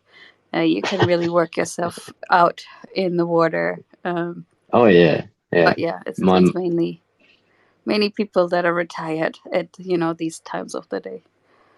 you're bringing back some happy memories for me, actually. Thank you for that. I got memories of my mother. She used to be a water aerobics instructor back in the 80s. And I remember all the 80s musics and the funny clothing that they used to wear in the pool. And, I used to just swim around, and it was held down at our local Olympic pool in the town I grew up with. So thanks for that. Yeah, water Oh, no aerobics. worries. You're welcome. Yeah, you can. I think there's either people that are really good in the water and swimming, or people that are not. I found that more and more during the course of my life. My other half, he's pretty fit actually, and he would just any sports or whatever activity we do, he would just blast me off. But as soon as we go swimming, he's like drowning like a stone almost. It's ridiculous. So I took him once to a class on the weekend. No, it wasn't a class. I just, made up the class myself and copied what we did last time. And he just couldn't last longer than like 10 minutes, and he was like done. He was puffed. There was no way he could have continued. And I do that for like 45 minutes. So I guess, That's interesting because I think well, my old man used to say people with more like less fat struggle to float and swim because they're leaner. But yeah, first thing you got to do is learn how to float, right? I got some ass and some boobs to keep me afloat. So, but also we wear belts to keep you afloat. But yeah, I don't know. He is just like swimming is just not him. He's a land creature, not a water creature. We would like swim out on the beach to like one of the boys, and then he would just cling onto the boy and needed like a 10-minute rest once we get there. And I'm like, we can just return. And then he needs me to, he will hold on to me to drag him back to the shore. It's funny. But That's funny. that's the only time in my life I can be better at something sports related. That's cool. Ugh, so what's up with the Python as a service with Google Colab notebooks? That sounds confusing. Yeah, it was a bit confusing. Sleep's from Montreal, and he's in marketing. And like in Montreal, that's where all of the AI research is done, and where all of like the major gaming manufacturers are, like Ubisoft and these people that make all these popular games. And so he was trying to create like video using AI, and so he was teaching us how to use a Google Colab notebook, which is like a Gmail account for software development, and you can like type something in and it gives you something out. So Casey has like gone down the rabbit hole with Casey Imagination. That's his favorite shit now, Yeah. right? Yeah, Yeah. he loves it. I'm so He's a happy. kid in a It always candy makes store. me. He's a kid in a candy store. And actually, did you see what he did with my wife? He drew something and he was playing with it. It came out pretty good. No, I have to go to his profile to check it. Yeah. Here it is. Peter was like, I actually prefer Casey's. All right, so there's probably a jillion things at the top. But this is what he did with it. It's pretty cool. Like drew eyes on one of them. Peter reposted it. Should be at the top now. Can't see it. Is it the last one? It should be the most recent. I actually prefer Casey's in these. No, can't see it. It'll show up at some point. Oh, there you go. Oh, my first thought was the octopuses, but Well, she has an octopus tattooed on her, so you can see that that's what Casey did. oh, Yeah. So if you scroll up, you'll see the originals. oh yeah.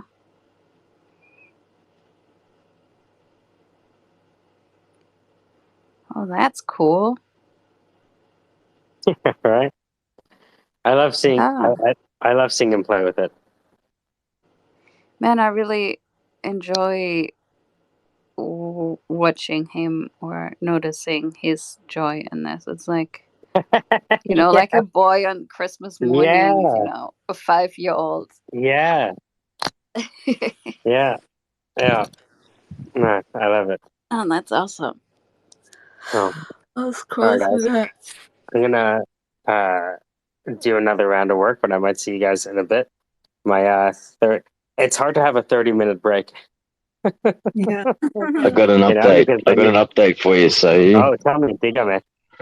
it looks like I'm through the validation on PayPal now. So Nice. I put the email address of Christian in, enter the PayPal account where you can just send money, and it looks like I can send it directly to his email account in PayPal. Should I just go Oh, ahead and okay. do that? Do it that way, Inst- or should just in- check with him first? yeah, because are you able to use the original PayPal link, or does that not work for you?